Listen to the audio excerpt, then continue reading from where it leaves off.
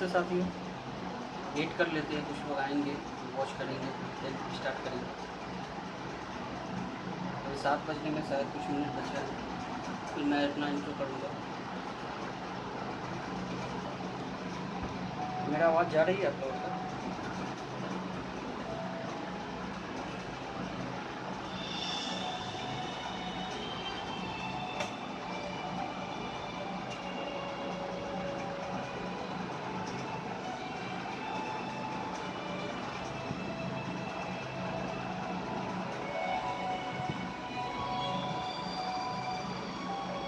अभी 1 मिनट बचा है, 7 बजे का डेडलाइन है कि 7 बजे मुझे आना था, लेकिन मैं थोड़ा जल्दी आ गया क्योंकि हम लोगों का एक मतलब बिहारी एक मीत है कि हम लोग लेट होते हैं हर जगह पे।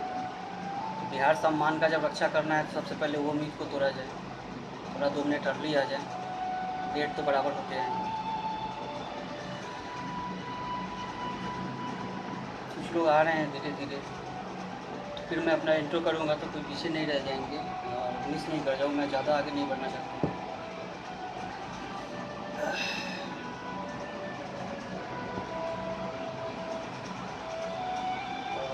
कोई आदमी, एक आदमी वेव कर दे मुझे कि आवाज़ आपको जा रही है, फिर मुझे पता चले कि आप लोगों को क्लियर आवाज़ जा रही है। लाइक या हेलो समथिंग, कुछ भी।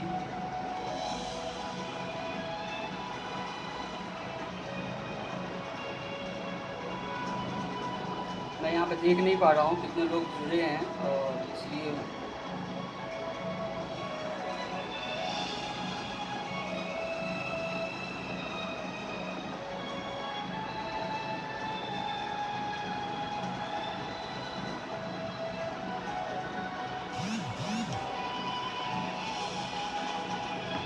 नमस्ते साथियों, मेरा नाम प्रकाश कुमार हुआ। मैं को फाउंडर तो नहीं बोलो, आप फाउंडर ऑफ एम इंस्पायर बोलो, director and founder both. Background अगर एजुकेशनल बैकग्राउंड देखो तो मैंने एमसीए कर रखा है और काफ़ी सारा एक्सपीरियंस कॉर्पोरेट में लिया है, जो कि मेरे लिए कोई इंपॉर्टेंस नहीं रखता है, वो महत्व की बात नहीं है। महत्व की बात ये है कि हमारा विज़न क्या है, हम उस विज़न को लेके कहाँ तक जाते हैं, हम जहाँ से आए हैं जो करना चाहते हैं उसको कहाँ तक लेके जाते हैं। तो मैं क्या हूँ, मैंने क्या किया है, ये ज़्यादा महत्वपूर्ण मेरे लिए नहीं है आप लोगों को बताना, लेकिन एक इंट्रो होना चाहिए। बेसिकली बिहार पर जो समारोह सम्मेलन है उसका मैं अमित जी का शुक्रिया अदा करूँगा कि अमित जी मुझे मौका दिए, दिलखुश भाई, देवेश भाई। इनको लगता है कि डिजिटल मार्केटिंग भी एक जगह रखती है इस को आगे लेके जाने के लिए, एक इस इंडस्ट्री को, अपने बिहार के इंडस्ट्री को आगे लेके जाने के लिए डिजिटल मार्केटिंग का। आपको रजनीश जी, आपको धन्यवाद। अमित जी, आपका वेव करने के लिए धन्यवाद कि मेरा आवाज़ आप तक तो पहुँच रहा है। डिजिटल मार्केटिंग के बारे में मैं कुछ बताऊंगा, लग रहा है कुछ लोग आना चाहते हैं। बिल्कुल नया है तो सब लोग इसके महत्व को भी नहीं समझ पाते हैं, और कुछ लोग समझते हैं तो उसका मीनिंग थोड़ा गलत समझ लिए हैं।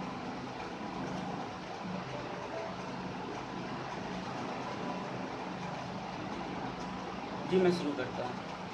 सबसे पहले विषय जो था, ग्रुप का विषय, जो इस लाइव का विषय है, वो है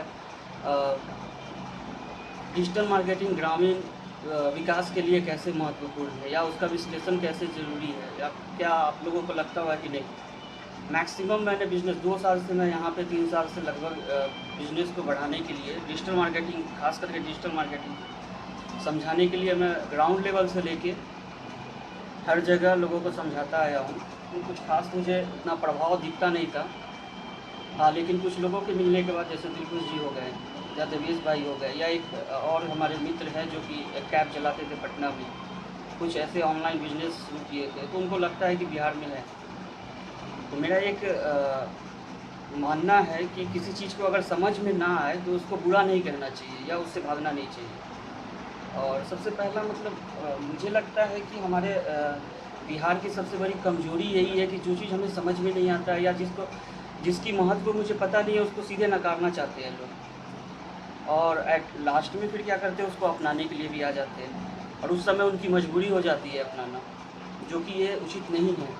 आपको शुरू से समझना पड़ेगा। अगर आप देखना चाहते हैं कि डिजिटल मार्केटिंग एक्चुअली में क्या है, तो वो मैं बताऊँगा। मैं वेट कर रहा हूँ 5 से 10 मिनट, आपको इसलिए बातों में घुमा रहा हूँ कि कुछ लोग आ जाएँ, फिर क्योंकि मैं बैक नहीं जा पाऊँगा अगर मैं वो सारी चीज़ें को बताऊँगा तो।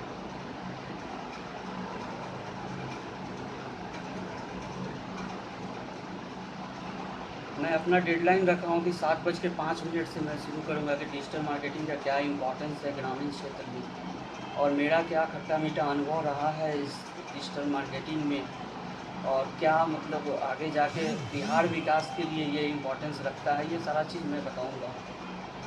उसके लिए मुझे समय चाहिए होगा। मैंने अपने आप में एक डेडलाइन रखा है कि 7:05 तक मैं यहाँ पे आ जाऊँगा।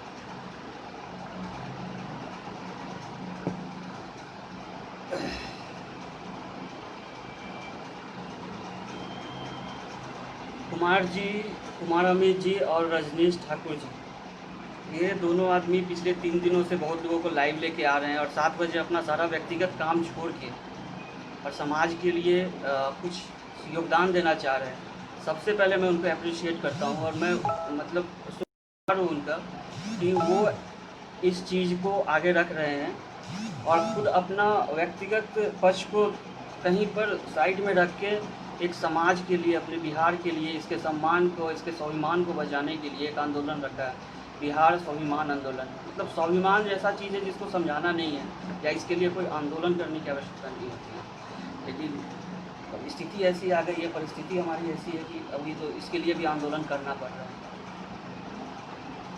चलिए, मेरा डेडलाइन पूरा हो गया, मैं 7:05 हो गया है। अब मैं बताता हूँ कि आखिर डिजिटल मार्केटिंग ग्रामीण विकास के लिए या शहरी क्षेत्र के लिए कैसे इम्पोर्टेंट रखता है। सबसे पहले इम्पोर्टेंस किसी चीज़ का जानने से पहले ये जाना जाए कि डिजिटल मार्केटिंग एक्चुअली में है क्या। फिर मैं क्या कोई ज्ञान नहीं दूंगा, मैं अनुभव बताता हूँ आपको।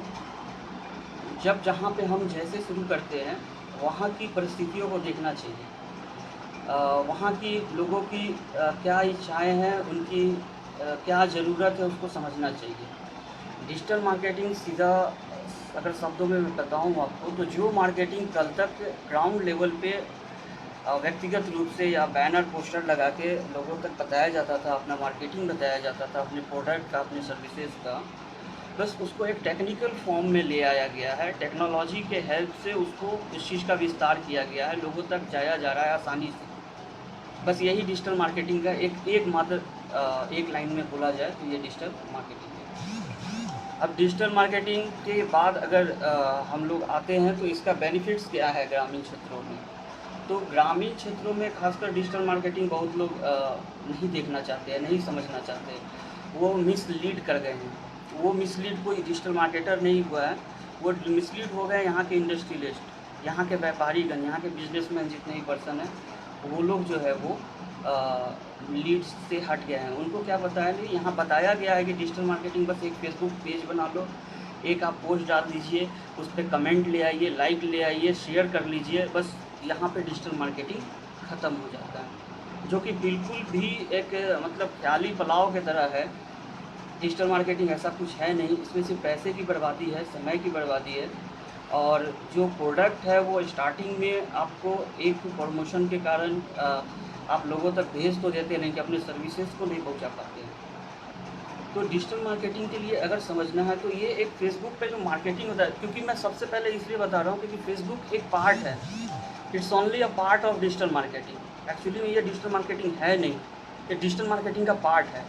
लेकिन हमारे गांव में या शहरी क्षेत्र में, मैं ग्रामीण ही नहीं बोलूँगा, मैं शहरी क्षेत्र में भी लोगों को देखा हूँ कि वो लोग सिर्फ फेसबुक पे एडवर्टीजमेंट का मतलब ही डिजिटल मार्केटिंग समझते हैं, जबकि एक पार्ट है, पूरा स्टोरी डिजिटल मार्केटिंग नहीं है। पूरे स्टोरी को समझने के लिए थोड़ा सा आपको समय देना पड़ेगा, मैं लंबा जाऊँगा, क्योंकि ये बिल्कुल नया चीज़ है, ये दिखने वाला चीज़ है नहीं। ये सारा का सारा डिपेंड करता है स्किल पे, ये टेक्निकल कम और स्किल पे ज़्यादा डिपेंड करता है। आपका जो कौशल है, जो आप अपने प्रोडक्ट के लिए, अपने बिजनेस के लिए, जो भी सर्विसेज के लिए अप्लाई करते हैं, वहाँ पे सबसे ज़्यादा मैटर करता है।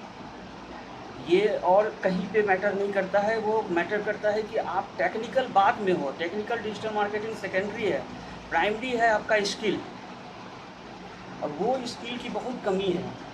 यहाँ पे, और लोगों को मिसगाइड कर दिया जाता है। कुछ बिजनेसमैन जो बहुत मेहनत करके इन्वेस्टमेंट करते हैं, लाखों का इन्वेस्टमेंट कर लेते हैं और अच्छे अच्छे एमबीए को ले आते हैं, अपना हायर सैलरी पे एक स्टाफ रखते हैं, मैनेजर रखते हैं।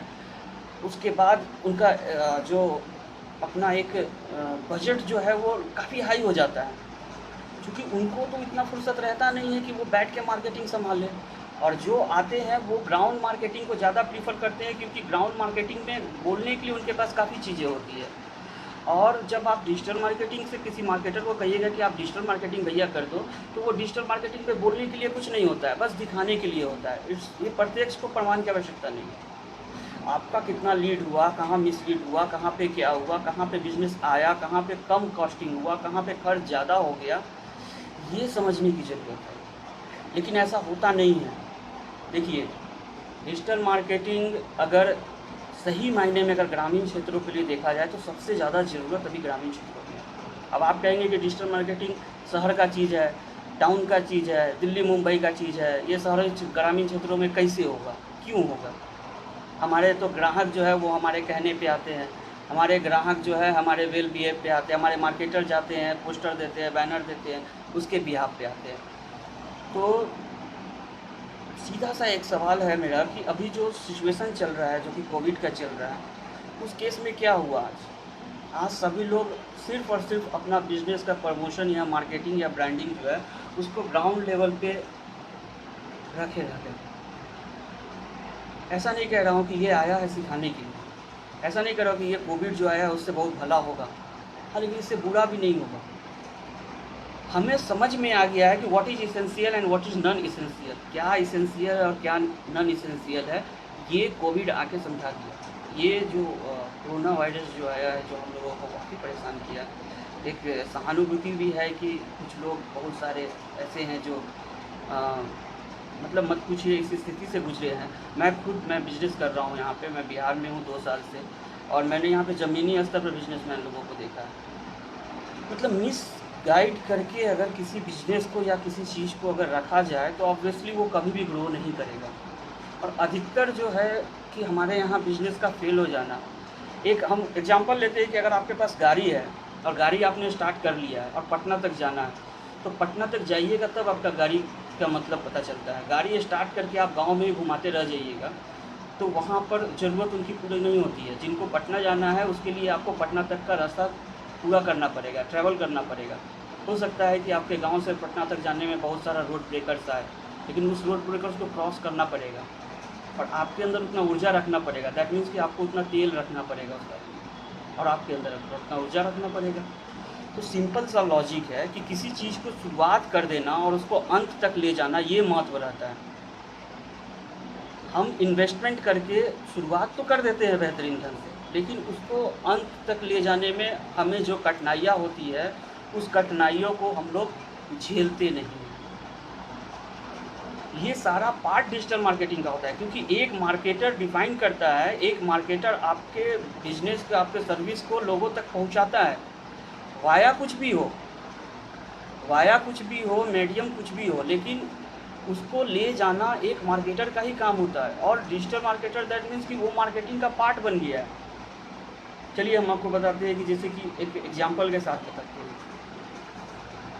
आज एक आम हमारे गांव में, हम लोगों के गांव में बहुत अच्छा मिलता है, लेकिन अगर उसी आम का आप जूस बना के आप बॉटल में, खाली बॉटल में अगर रख दो और किसी को कहिए कि भैया आप ये आम का रस जो है ये लीजिए, आप हमको, आपका माजा का अमाउंट जो है 30 रुपया है, हम आपको 18 रुपया में देंगे, बमुश्किल उस आम के जूस को आप दुकान में बेच पाइएगा। हाँ, आपको जो जानता है वहाँ पे आप आम के जूस को बेच लीजिएगा, लेकिन जहाँ पे लोग आपको नहीं जानता है वहाँ पे बेचना मुश्किल है। और आप कहिएगा कि भैया हमने तो इन्वेस्टमेंट किया, इंडस्ट्री एंड बिहार चाहिए था, मैंने इंडस्ट्री डाल दिया, प्रोडक्शन डाल दिया, प्रोडक्शन यूनिट डाल दिया, लेकिन क्या है, यहाँ के जनता नहीं खरीदता है। तो जनता कैसे खरीदेगा? जनता तक आप बताएं कि आप कर क्या रहे हैं, जनता तक आप बताएं कि आपको माजा में केमिकल भी मिल सकता है, हम प्योर बनाते हैं, ऑर्गेनिक बनाते हैं। क्या ये जानकारी आप जनता तक लेके गए? नहीं, आप नहीं लेके गए। आप अपने शहर तक एक परिधि बना लिए, एक डायमीटर बना, एक रेडियस बना लिए कि इस रेडियस में मेरा प्रमोशन हो रहा है, लेकिन आपका ग्रोथ तब होगा जब आप उस रेडियस को क्रॉस कीजिएगा। आपका प्रोडक्शन रेज करेगा। कम प्रोडक्शन में कभी भी रिटर्निंग ऑफ इन्वेस्टमेंट नहीं आता है। सबसे पहले अपने लोग को समझना पड़ेगा कि investment and returning of investment में क्या अंतर होता है। चाहे वो गांव का बिजनेस हो या शहर का बिजनेस हो, गांव में कितने प्रतिशत लोग, हम मुझे लगता है कि 95% लोग आजकल फ़ोन यूज करते हैं, यूट्यूब पे है। आप डिजिटल मार्केटिंग का एक और तरीका होता है वो यूट्यूब प्रमोशन। क्या आपने कभी यूज किया है? उनके ज़रूरत का जो न्यूज़ चैनल है, जो न्यूज़ पोर्टल है, उस पर कभी आपने स्किप ऐड बना के दिया है? कोई एजेंसी आपको ये कहा है कि हाँ भैया ये चीज़ हो सकता है? नहीं हो सकता है। क्यों? क्योंकि दो रीज़न है।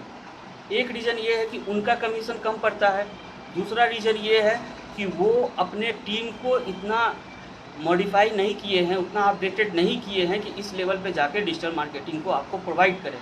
डायरेक्ट वो बोल देते हैं भैया आप फेसबुक पर आ जाइए, प्रमोशन कर दीजिए, आपका बिजनेस चल जाएगा। लेकिन कब तक? समाज का अधिकांश जो यूजर्स है, जो आपके उपभोक्ता हैं, क्या सिर्फ फेसबुक ही माध्यम है? फेसबुक पर ही रहते हैं। मेरे घर में 4 लोग हैं। मेरे पापा यूट्यूब ज़्यादा देखते हैं, उनको यूट्यूब पर उनके ज़रूरत का चीज़ चाहिए। मेरी माँ यूट्यूब ज़्यादा देखती है। मेरा भाई रेयरली ही फेसबुक यूज करता है किसी पर्पज़ से। मैं फेसबुक पे रहता हूँ क्योंकि मेरा ये तो काम है, मैं तो फेसबुक पे रहना है, मुझे अपडेट करना है, अपने स्टाफ लोगों को समझाते रहना है।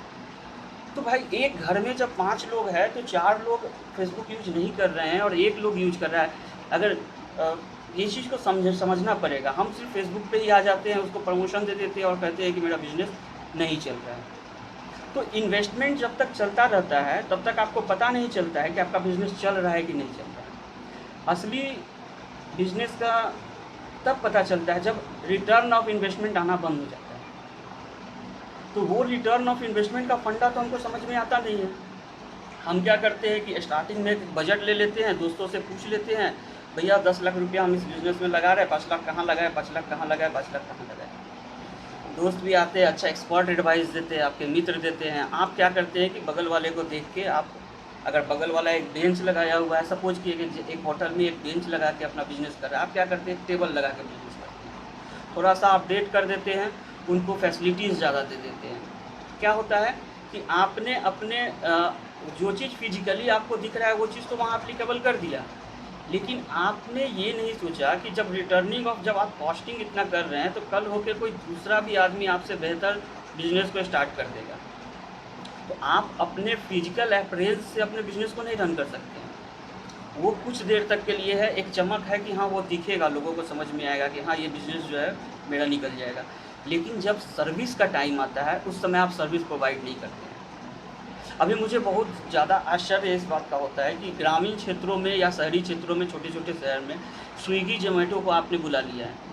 अब स्विगी जोमेटो का कॉन्सेप्ट समझिए। स्विगी जोमेटो तभी चलेगा, तभी आगे बढ़ेगा जब भीड़ ज़्यादा रहेगा। आपके होटल में या आपके शॉप में या आपके दुकान में आप जो थर्ड पार्टी को पकड़ रहे हैं, कहीं ना कहीं आपका कमीशन, आपने अपना सर्विस नहीं डेवलप किया। आपको डिलीवरी सिस्टम समझना चाहिए था। आप एप्लीकेशन नहीं दे सकते पर ह्यूमन एफर्ट दे सकते हैं, मैनुअली आप हैंडल कर सकते हैं। आप 10 किलोमीटर तक अगर वेट कर रहे हैं कि फुटिंग हो मेरा कस्टमर, और आपका कस्टमर अगर 25 किलोमीटर के रेंज का है और उसको पहुंचाना है तो स्विगी पहुंचा रही है, आप क्यों नहीं पहुंचा सकते हैं? आपके यहाँ कितना का लोड है? आपके यहाँ डेली का 50 ऑर्डर है, आपका टेबल भरा रहता है, आपका स्टाफ क्या परेशान है ऑर्डर डिलीवर करने से? नहीं। मैंने देखा है ज़्यादातर होटल्स, ज़्यादातर जगहों पर वहाँ पे नहीं रहता है, खाली रहता है टेबल, फिर भी जोमेटो को आप दे रहे हैं, स्विगी को दे रहे हैं। क्या स्विगी और जोमेटो जो है वो आपका ROI रिटर्न भर रहा है? नहीं, वो कमीशन आपको दे रहा है। आपके यहाँ कोई अगर टेबल पे खाने आता है या पीने आता है या कुछ भी आपके यहाँ सामान लेने आता है तो हो सकता है उस समय उसकी ज़रूरत की चीज़ें मिल जाए, उसको लगे कि नहीं अभी गर्मी बहुत लग रहा है, आइसक्रीम भी खा लेना चाहिए ठंडा, एक एग्जाम्पल दे रहा हूँ। तो वो क्या होगा ना कि वो लिमिटेड रहेगा, आपके साथ जो मंगा रहा है बस उसी का चार्ज दे रहा है, उससे ज़्यादा कुछ भी नहीं। और स्विगी पे आप ऑप्शंस भी तो दे रहे हैं। अगर रामलाल के यहाँ अगर 100 रुपये का मिठाई है तो श्यामलाल के यहाँ 110 रुपये का मिठाई है। हो सकता है कि मदन लाल उसको 90 रुपये की मिठाई बेच रहा है। तो आपने अपने कस्टमर को अपना रेट भी बता दिया, अपना वैल्यू भी बता दिया, और आपके यहाँ इतना रस भी नहीं है कि आपको ज़रूरत है डिलीवरी का। लेकिन क्या हुआ ना, लोग जब पीछे भाग रहे हैं तो आप भी भाग गए, हमको भी स्विगी से जुड़ना है, हमको भी जोमेटो से जुड़ना है। भैया आप अपना डिलीवरी सिस्टम स्ट्रॉन्ग कीजिए, आप एक नंबर लीजिए, अपने स्टाफ को दीजिए, काउंटर पर बैठा दीजिए, भैया तुम लिख लेना नंबर, अगला को पहुंचा देना। अगला को सामान से ही ज़रूरत है ना, उसको आमिर खान उस तक पहुंचाए या आप पहुंचाए या कोई पहुंचाए, उससे उसको बहस नहीं है, उसको तो सामान से ज़रूरत है। अभी क्या है कि जब भी एक आदमी अगर आपसे आपका अगर सर्विस लेता है, आके लेता है या आप उसको देते हैं, तो आप सर्विस इंडस्ट्री में एग्जिस्ट करते हैं। अगर आप सर्विस ही नहीं दे रहे हैं, आप सिर्फ अपना एसेट्स दिखा रहे हैं, आप अपना फिजिकल एप्रेंस दे रहे हैं सिर्फ मार्केट में, देन वो इन्वेस्टमेंट जो है कल आपसे बेहतर कोई इन्वेस्टमेंट कर देगा आइडियोलॉजी लेके, तो वो क्या हो जाएगा, आप तो पीछे चले जाइएगा। और छोटे शहरों में ही ये क्रेज बढ़ रहा है, ये ग्रामीण क्षेत्रों में ही क्रेज बढ़ रहा है, ये मेट्रो सिटीज़ में नहीं हो रही है। भीड़ होते हैं मेट्रो सिटीज़ में, यूथ रहता है, सैटरडे संडे को टेबल पे इतना रश हो जाता है कि वहाँ पे लोग वेट करते हैं खाने के लिए, तो लोग ऑर्डर करके मंगवा लेते हैं। यहाँ तो सैटरडे संडे को भी रश नहीं होता है किसी भी रेस्टोरेंट में, किसी भी आउटलेट में। फिर आप क्यों डिलीवरी पैटर्न को दूसरे के हाथों में दे रहे हैं, आप क्यों खुद नहीं समझ रहे हैं? आप जितना इन्वेस्टमेंट कर चुके हैं, उस इन्वेस्टमेंट के आधार पे आप खुद सोचिए कि आप आगे बढ़ के सर्विस दीजिए, ना कि आप किसी थर्ड पार्टी के कंधा पे बंदूक रख के अपना सर्विस प्रोवाइड कीजिए। हाँ, आपकी अगर ज़्यादा वैल्यू बढ़ गई है, आपका अगर ज़्यादा लग रहा है कि नहीं मैं सर्विस डिलीवर नहीं कर पा रहा हूँ, मैं सर्विस में नहीं आ पा रहा हूँ, तो आपका एक फेथ बनेगा कि आप खुद सर्विस डिलीवर कर रहे हैं। तो ये सारी चीज़ें हम लोगों को समझना पड़ेगा, और ये सारा मार्केटिंग का ही खेल होता है, ये सारा डिजिटल मार्केटिंग होता है। आप अपने बिजनेस को अपडेट कीजिए। एग्जांपल देता हूँ मैं कि मेरे एक हैं बहुत अच्छे क्लाइंट है जिनको मैं 6 महीने से सर्विस दे रहा हूँ। ऐसा नहीं है कि वो पहले सर्विस नहीं लेते थे डिजिटल मार्केटिंग का, वो खुद से करते थे। अभी आप बिलीव कीजिएगा कि एक जो अभी चल रहा है सेशन जो कोरोना वायरस के लेके, 60 दिनों के अंदर में उनका एक अपना टाइल्स का शोरूम है। मैं नाम नहीं लूँगा, नहीं तो आप लोग कहेगा कि ब्रांडिंग कर रहे हैं उनका, क्योंकि मैं नाम नहीं लूँगा उनका, लेकिन कितना बताऊँगा कि उनका नेचर ऑफ बिज़नेस जो है वो टाइल्स है। उनका नेचर ऑफ बिज़नेस जो है ग्रेनाइट है, जो कि उनका एक शोरूम है, अच्छा खासा शोरूम है, मुजफ्फरपुर का मैं बात कर रहा हूँ। तो उन्होंने क्या किया कि अपना कंटिन्यू रखा ऐड, और जैसे ही कोरोना का ये इम्पैक्ट थोड़ा सा कम हुआ, 4.0 में जब लॉकडाउन में हम लोग आए, तो उन्होंने रेज कर दिया अपना अमाउंट। आप बिलीव कीजिए कि मात्र 33,000 के एडवर्टीजमेंट पे उन्होंने 10 लाख का मार्केटिंग किया है यहाँ पे। उन्होंने फ़ोन करके कल मुझे बताया कि प्रकाश जी आपने सही बोला था कि आप रोकिए मत इसको, आप कंटिन्यू कीजिए, आप इन्वेस्टमेंट कीजिए, आपको रिटर्न ऑफ इन्वेस्टमेंट आएगा। अब 33,000 खर्च करने के बाद अगर 10 लाख का माल अगर निकल जाता है लॉकडाउन में, तो मुझे नहीं लगता है कि एक छोटे से शहर के लिए ज़्यादा मतलब खर्च हुआ है उनके लिए। उन्होंने जो, क्योंकि उनका तो इन्वेस्टमेंट ऑलरेडी पहले से है, 50 लाख का तो माल भी रखे हैं, और 10 लाख का माल अब माल पड़ा रहेगा और निकल जाएगा। अगर 10 रुपये का सामान अगर 9 रुपया में बिक भी जा रहा है तो वो अच्छा है, आप 7 रुपये में मत बेचिए, लेकिन वो 10 रुपये का सामान अगर 2 महीना तक आपके पास रहेगा तो उसका आप कॉस्टिंग, उसका आप मेंटेनेंस वगैरह देखिए ना, कि आप जहाँ स्टोर में रखें उसको मेंटेन भी तो करना है। अगर डैमेज हो गया, गलती से टूट गया, तो जितना जल्दी निकल जाता है वो बेहतर है। लेकिन हम क्या करते हैं, हम कस्टमर का नेचर जो है वो रीड करने के बजाय अपना जो है सुविधाएं देखने लगते हैं। हम इन्वेस्टमेंट लाखों का कर देते हैं, लेकिन राइट इन्वेस्टमेंट जो मार्केटिंग पे होता है वहाँ पे हम किसी दूसरे के भरोसे कर देते हैं। भैया आपका बिजनेस है, आपने इन्वेस्टमेंट किया है, आपने इंडस्ट्री लगाया है, आपने व्यवस्था किया है, सारा चीज़ आप इतना मेहनत कर रहे हैं, आपने एक विज़न बनाया है, और आप जो है अपने विज़न को, अपने इन्वेस्टमेंट को किसके भरोसे दे रहे हैं? तो किसी थर्ड पार्टी के भरोसे। एक स्टाफ रख दिए और इस स्टाफ के भरोसे आप अपना इन्वेस्टमेंट का सारा ठेकेदार दे देते हैं कि नहीं भैया तुम ही संभालो। वो कैसे संभालेगा? वो रिस्पॉन्सिबिलिटी नहीं लेगा, वो तो जॉब कर रहा है, वो तो उसका विजन नहीं है। अभी सारा ट्रेंड जो चल रहा था, मैं इस ट्रेंड के बारे में बात करता हूँ कि इंडस्ट्री इन बिहार या कुछ भी, अगर कुछ भी ट्रेंड अगर आती है बिहार में, क्या एग्जिस्ट कर पाएगी? अभी इस तरह का जो दौर चल रहा है हमारे बिहार में कि हम लोगों के पास आर्थिक रूप से कमी है, एक लोग जो आ रहे हैं उनको रोज़गार देना है। अब उसके परस्पर हम अगर किसी नया चीज़ को अगर शुरू कर देते हैं, क्या गारंटी है इतना इंडस्ट्री, 50 इंडस्ट्री, आपको मैं डेटा बताता हूँ कि हमारा जो बिहार है, ऐसा नहीं कि इंडस्ट्री नहीं है, लगभग 50 से ज़्यादा इंडस्ट्री यहाँ पे है, लेकिन क्या है, फ्रूटफुल है, रिटर्निंग दे रही है, ROI प्रोवाइड कर रही है बिहार सरकार को, क्या बिहार सरकार को पैसा मिल रहा है या वो खुद कमा रहे हैं, वो खुद रेज कर रहे हैं, नंबर ऑफ़ एम्प्लॉयज़ बढ़ा रहे हैं? नहीं। तो क्या गारंटी है कि यहाँ इंडस्ट्री लगने के बाद फिर से डेवलपमेंट शुरू हो जाएगा? गारंटी नहीं है। हाँ, लेकिन एक चीज़ की गारंटी है कि हम किसान हैं। 70% नहीं 75% भारत का जो किसान का जो है वो डिपेंडेंट है बिहार यूपी में, और ख़ास करके हम अपने बिहार में ज़्यादातर का स्किल जो है वो खेती में है, एग्रीकल्चर में है। तो हम एग्रीकल्चर पर क्यों नहीं फोकस करें?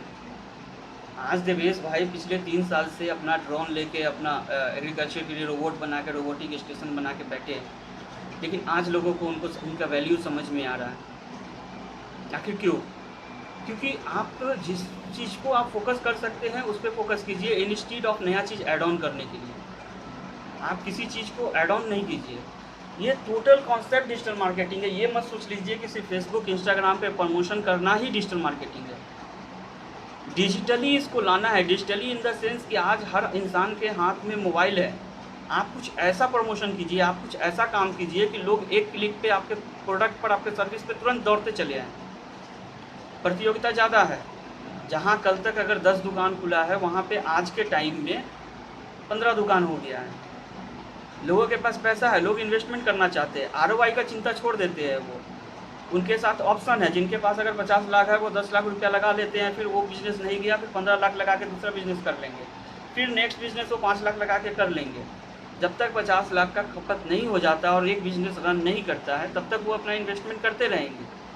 लेकिन एक ऐसा युवा, एक ऐसा बेरोजगार युवा, चाहे कहिए, जो स्ट्रगल करने के लिए अपना एक बड़ी मुश्किल से 10,000 का ही अपना एसेट बनाता है, एक अपना बिजनेस बनाता है, और उसका इन्वेस्टमेंट अगर आरओआई नहीं आता है, फिर उसकी क्या मतलब, उसका तो सबसे पहले ये है कि उसका विश्वास ख़त्म हो जाता है। लोग स्टार्टिंग में कोई सपोर्ट नहीं करते हैं। तो इस केस में आपको ये सोचना पड़ेगा कि आप एक्सेप्शन को मत जाइए, आप अपना वैल्यू समझिए, आप सही जगह पे इन्वेस्टमेंट करना सीख लीजिए, क्योंकि आरओआई के बिना कोई भी बिज़नेस नहीं चलेगा। शायद आप लोगों को थोड़ा अटपटा लग रहा होगा कि मैं इतना कैसे बोल रहा हूँ, मेरे पास एक्सपीरियंस है कि नहीं है। मेरे पास एक्सपीरियंस तो नहीं है, लेकिन कि बिहार में 3 साल से मैं जहाँ पहुँचता हूँ भैया, वहाँ पर मेरा काम पहले पहुँचता है, मैं बाद में आता हूँ। मैं बिहार में 2018 में आया, ऑफिस खोला, मैं 2017 से बिहार के लिए काम कर रहा हूँ। मैं बिहार के कैब को ओला के टक्कर में, कैब लाने के चक्कर में मैंने इस काम को स्टार्ट किया। मैं ऑनलाइन केक भेजने का काम करवाया, उनका प्रमोशन स्टार्टिंग में किया। लेकिन यहाँ क्या होता है ना कि जब भी आप काम करते हो, तो जब आप लॉस में जाते हो, आपका डाउनफॉल रहता है, देन आपको लगता है कि हमारे आसपास मेरे भाई, मेरा भतीजा, मेरा स्टाफ सब मेहनत करके काम को कर रहा है। लेकिन जब आप रिटर्न करना चाहते हो, तो आप क्या होता है ना, जब आप प्रॉफिट में आते हो तो आपको लगता है कि नहीं, सारा प्रॉफिट क्रेडिट मैं हूँ, मैंने इतना खर्च किया है तभी तो मुझे आ रहा है, कोई मेरा स्टाफ थोड़ी ना कर रहा है। ऐसा नहीं होता है, आपको उस समय अप्रिशिएट करना चाहिए था। मैं आपको इसलिए बता रहा हूँ क्योंकि इसका लाइव एग्जांपल मैं बिहार में आने से क्या, इस ग्रुप में भी सर अमित जी को पता होगा कि अमित जी, मैंने जो लोगो जो बना है अभी इनका, तो मैंने ग्रुप में आने से पहले मैंने अपना काम कर लिया। मैं इनके साथ इंटरेक्ट हुआ, मैंने ग्रुप बनाया, मैं लोगो बनाया, लोगो इनको पसंद आया, ये लगाए भी, अच्छा भी लग रहा है, और मुझे बहुत खुशी हुई कि इस तरह का आंदोलन हो रहा है। मैं एक ही बात कहता हूँ कि आपको पूरा सहयोग हम करेंगे, आप अपना काम स्टार्ट कीजिए, क्योंकि हर लोग प्रोफेशनल हैं और जुड़ रहे हैं। अभी मैं देखा हूँ कि कुछ लोगों ने कहा है कि इस ग्रुप में राजनीति, भैया बिहार का राजनीति मेरे ख्याल से ज़्यादा गंदा है, और बिहार के राजनीति में ज़्यादा उंगली नहीं करना चाहिए। बिहार की राजनीति ऐसी, जैसे उड़ती चिड़िया को हल्दी लगाने का बात होता है ना, एक कहावत है गाँव में, उड़ती चिड़िया को हल्दी लगाना, बस बिहार का राजनीति समझना वही है। इसीलिए किसी भी धंधा को आप शुरू करते हैं, किसी भी काम को शुरू करते हैं, इंडस्ट्री लगाइए, या प्रोडक्शन यूनिट लगाइए, या कोई सर्विस इंडस्ट्री लगाइए, या कोई वेब पोर्टल पे काम शुरू कीजिए। एक चीज़ ध्यान में रखिए, आप राजनीति से दूर रहिए, पॉलिटिक्स से दूर रहिए, क्योंकि पॉलिटिक्स क्या है ना, उसमें इंस्टेंट आपको वैल्यू मिलता है, इंस्टेंट पॉपुलैरिटी मिलता है, और जो चीज़ जितना इंस्टेंट मिलता है वो चीज़ उतना जल्दी डिस्ट्रॉय भी हो जाता है। अब सबका लक जो है वो एक जैसा नहीं होता है, 1000 में एक बंदा जो है वो राजनीति को पकड़ के आगे तक जा पाता है। लेकिन अगर आप बिज़नेस करने आए हैं, आप अगर कुछ अच्छा करना चाहते हैं, तो आप राजनीति को हाथ जोड़ के कहिए कि भैया अभी रहने दीजिए सर, थोड़ा काम कर लेने दीजिए, सेवा कर लेने दीजिए, जो इन्वेस्टमेंट मैंने किया उसका ROI देख लेने दीजिए, उसके बाद मैं राजनीति में एंट्री करूँगा। लेकिन क्या होता है ना कि यहाँ थोड़ा सा फेम मिलता है तो आप अपना जो है इंडिविजुअल जो है वो आगे रखने लगते हैं, अपने ब्रांड को पीछे कर देते हैं। आप मेरे पोर्टफोलियो में जाइएगा या मेरा फेसबुक में जाइएगा, मेरा कहीं पे कुछ भी नहीं है, मैं कहीं पे एक्सपोज नहीं करता हूँ अपने आप को। मेरा काम क्या है, मेरे सर्विस, मेरे बिजनेस के साथ कितने यहाँ के बिजनेसमैन जुड़े हुए हैं, मेरा काम क्या है। जैसे आज देवेश भाई है, आगे निकल रहे हैं, दिलकुश भाई है, आगे जाएंगे, बस पीछे से मैं उनको सपोर्ट करूँगा, अगर उनको ज़रूरत लगता है मैं खड़ा रहूँगा, बस यही मेरा काम है। अब पीछे का पटकथा लिखने वाला अगर कवर पेज पे अपना फ़ोटो डालना शुरू कर दे तो ऑब्वियसली उस आर्टिकल को कोई नहीं पढ़ेगा, वो किताब का कोई मायने मतलब ही नहीं बनता है। तो यहाँ वही चीज़ होता है। यहाँ क्या होता है कि थोड़ा सा मौका मिलता है, लोग अपना फेम लेना शुरू कर देता है। मैं कहता हूँ मैं बैकग्राउंड पे रहूँगा, मैं पीछे से आपको सपोर्ट करूँगा, मैं आगे नहीं आऊँगा। हाँ, आप जब बढ़िएगा वही मेरा काम है। तो इस व्यू से अगर पहुँच के अगर डिजिटल मार्केटिंग को आप आगे ले जाना चाहते हैं, अगर ग्रामीण क्षेत्र में विकास करना चाहते हैं, तो आज का ग्रामीण जो है वो ग्रामीण नहीं रह गया है, शहरी क्षेत्र से ज़्यादा डेवलप है। क्योंकि हम लोग भी मुजफ्फरपुर से जब दिल्ली गए थे और वहाँ पे कॉर्पोरेट में गए थे, तो वो कभी भी ये नहीं कहा था कि मुजफ्फरपुर टाउन से है, तो वो तो कहता था गाँव से है। कहाँ, कौन सा गाँव है आपका? तो हम लोग बोलते थे कि मुजफ्फरपुर। तो वहाँ तो हमको मुजफ्फरपुर गाँव ही लगता था, हम तो शहर बने ही नहीं। मैं तो ये भी सुना हूँ कि पटना गाँव से है। अगर बाहर में लोग रह रहे हैं तो वो एक्सपीरियंस बताएंगे अपना, अमित भाई भी बताएंगे कि गांव से है। तो ना तो गांव है ना ही शहर है, आप ना तो गांव है ना ही शहर है। मतलब जहाँ पे आपको लगता है कि आप यहाँ पे स्टार्ट कर सकते हैं, वहाँ से आप स्टार्ट कर दीजिए। और रहा बात की डिजिटल मार्केटिंग, तो उसको समझिए, पढ़िए, यूट्यूब है उसको पढ़िए। कोई एजेंसी, अगर एजेंसी आपको सही डायरेक्शन नहीं दे रहा है तो आप खुद पढ़िए, गूगल अवेलेबल है। मैंने तो डिजिटल मार्केटिंग का कोर्स नहीं किया है, मैंने पढ़ा है, मैंने काम किया है। हाँ, 2 साल निरंतर काम किया है, बहुत कुछ खोते हुए काम किया है। एक टाइम था जब मैं जॉब कर रहा था कॉर्पोरेट में, तो मेरे पास 2 ऑप्शन था। एक ऑप्शन था अपने बिहार को वापस आ जाओ, और एक ऑप्शन था कि शादी वगैरह करके अपना जीवन जियो, कंफर्टेबल लाइफ एकदम। मतलब 9 to 5 अच्छा जॉब था, मंडे टू फ्राइडे था, मल्टीनेशनल कंपनी में काम कर रहा था, जब बिल्कुल कॉर्पोरेट में अपना समय देता था। लेकिन 2017 में दिलकुश जी आए, उन्होंने एक बिहार युवा सम्मेलन किया, उसमें मैं भी मतलब अच्छे तरीके से उनका सपोर्ट करने के लिए चाहा। मैं देखा कि नहीं, जब दिलकुश जी गाँव से कर रहे हैं, बेचारा अपना पैर मिट्टी में डाल रहा है और अपने वहाँ से कैब को स्टार्ट कर रहा है, तो हम लोग यहाँ रह के क्या कर रहे हैं? हम कमाएंगे, खाएंगे, अकेले रहेंगे, कौन जानेगा क्या करेगा। अगर हम जो कॉर्पोरेट में यहाँ पे दे रहे हैं उसको लेके हम चलते हैं।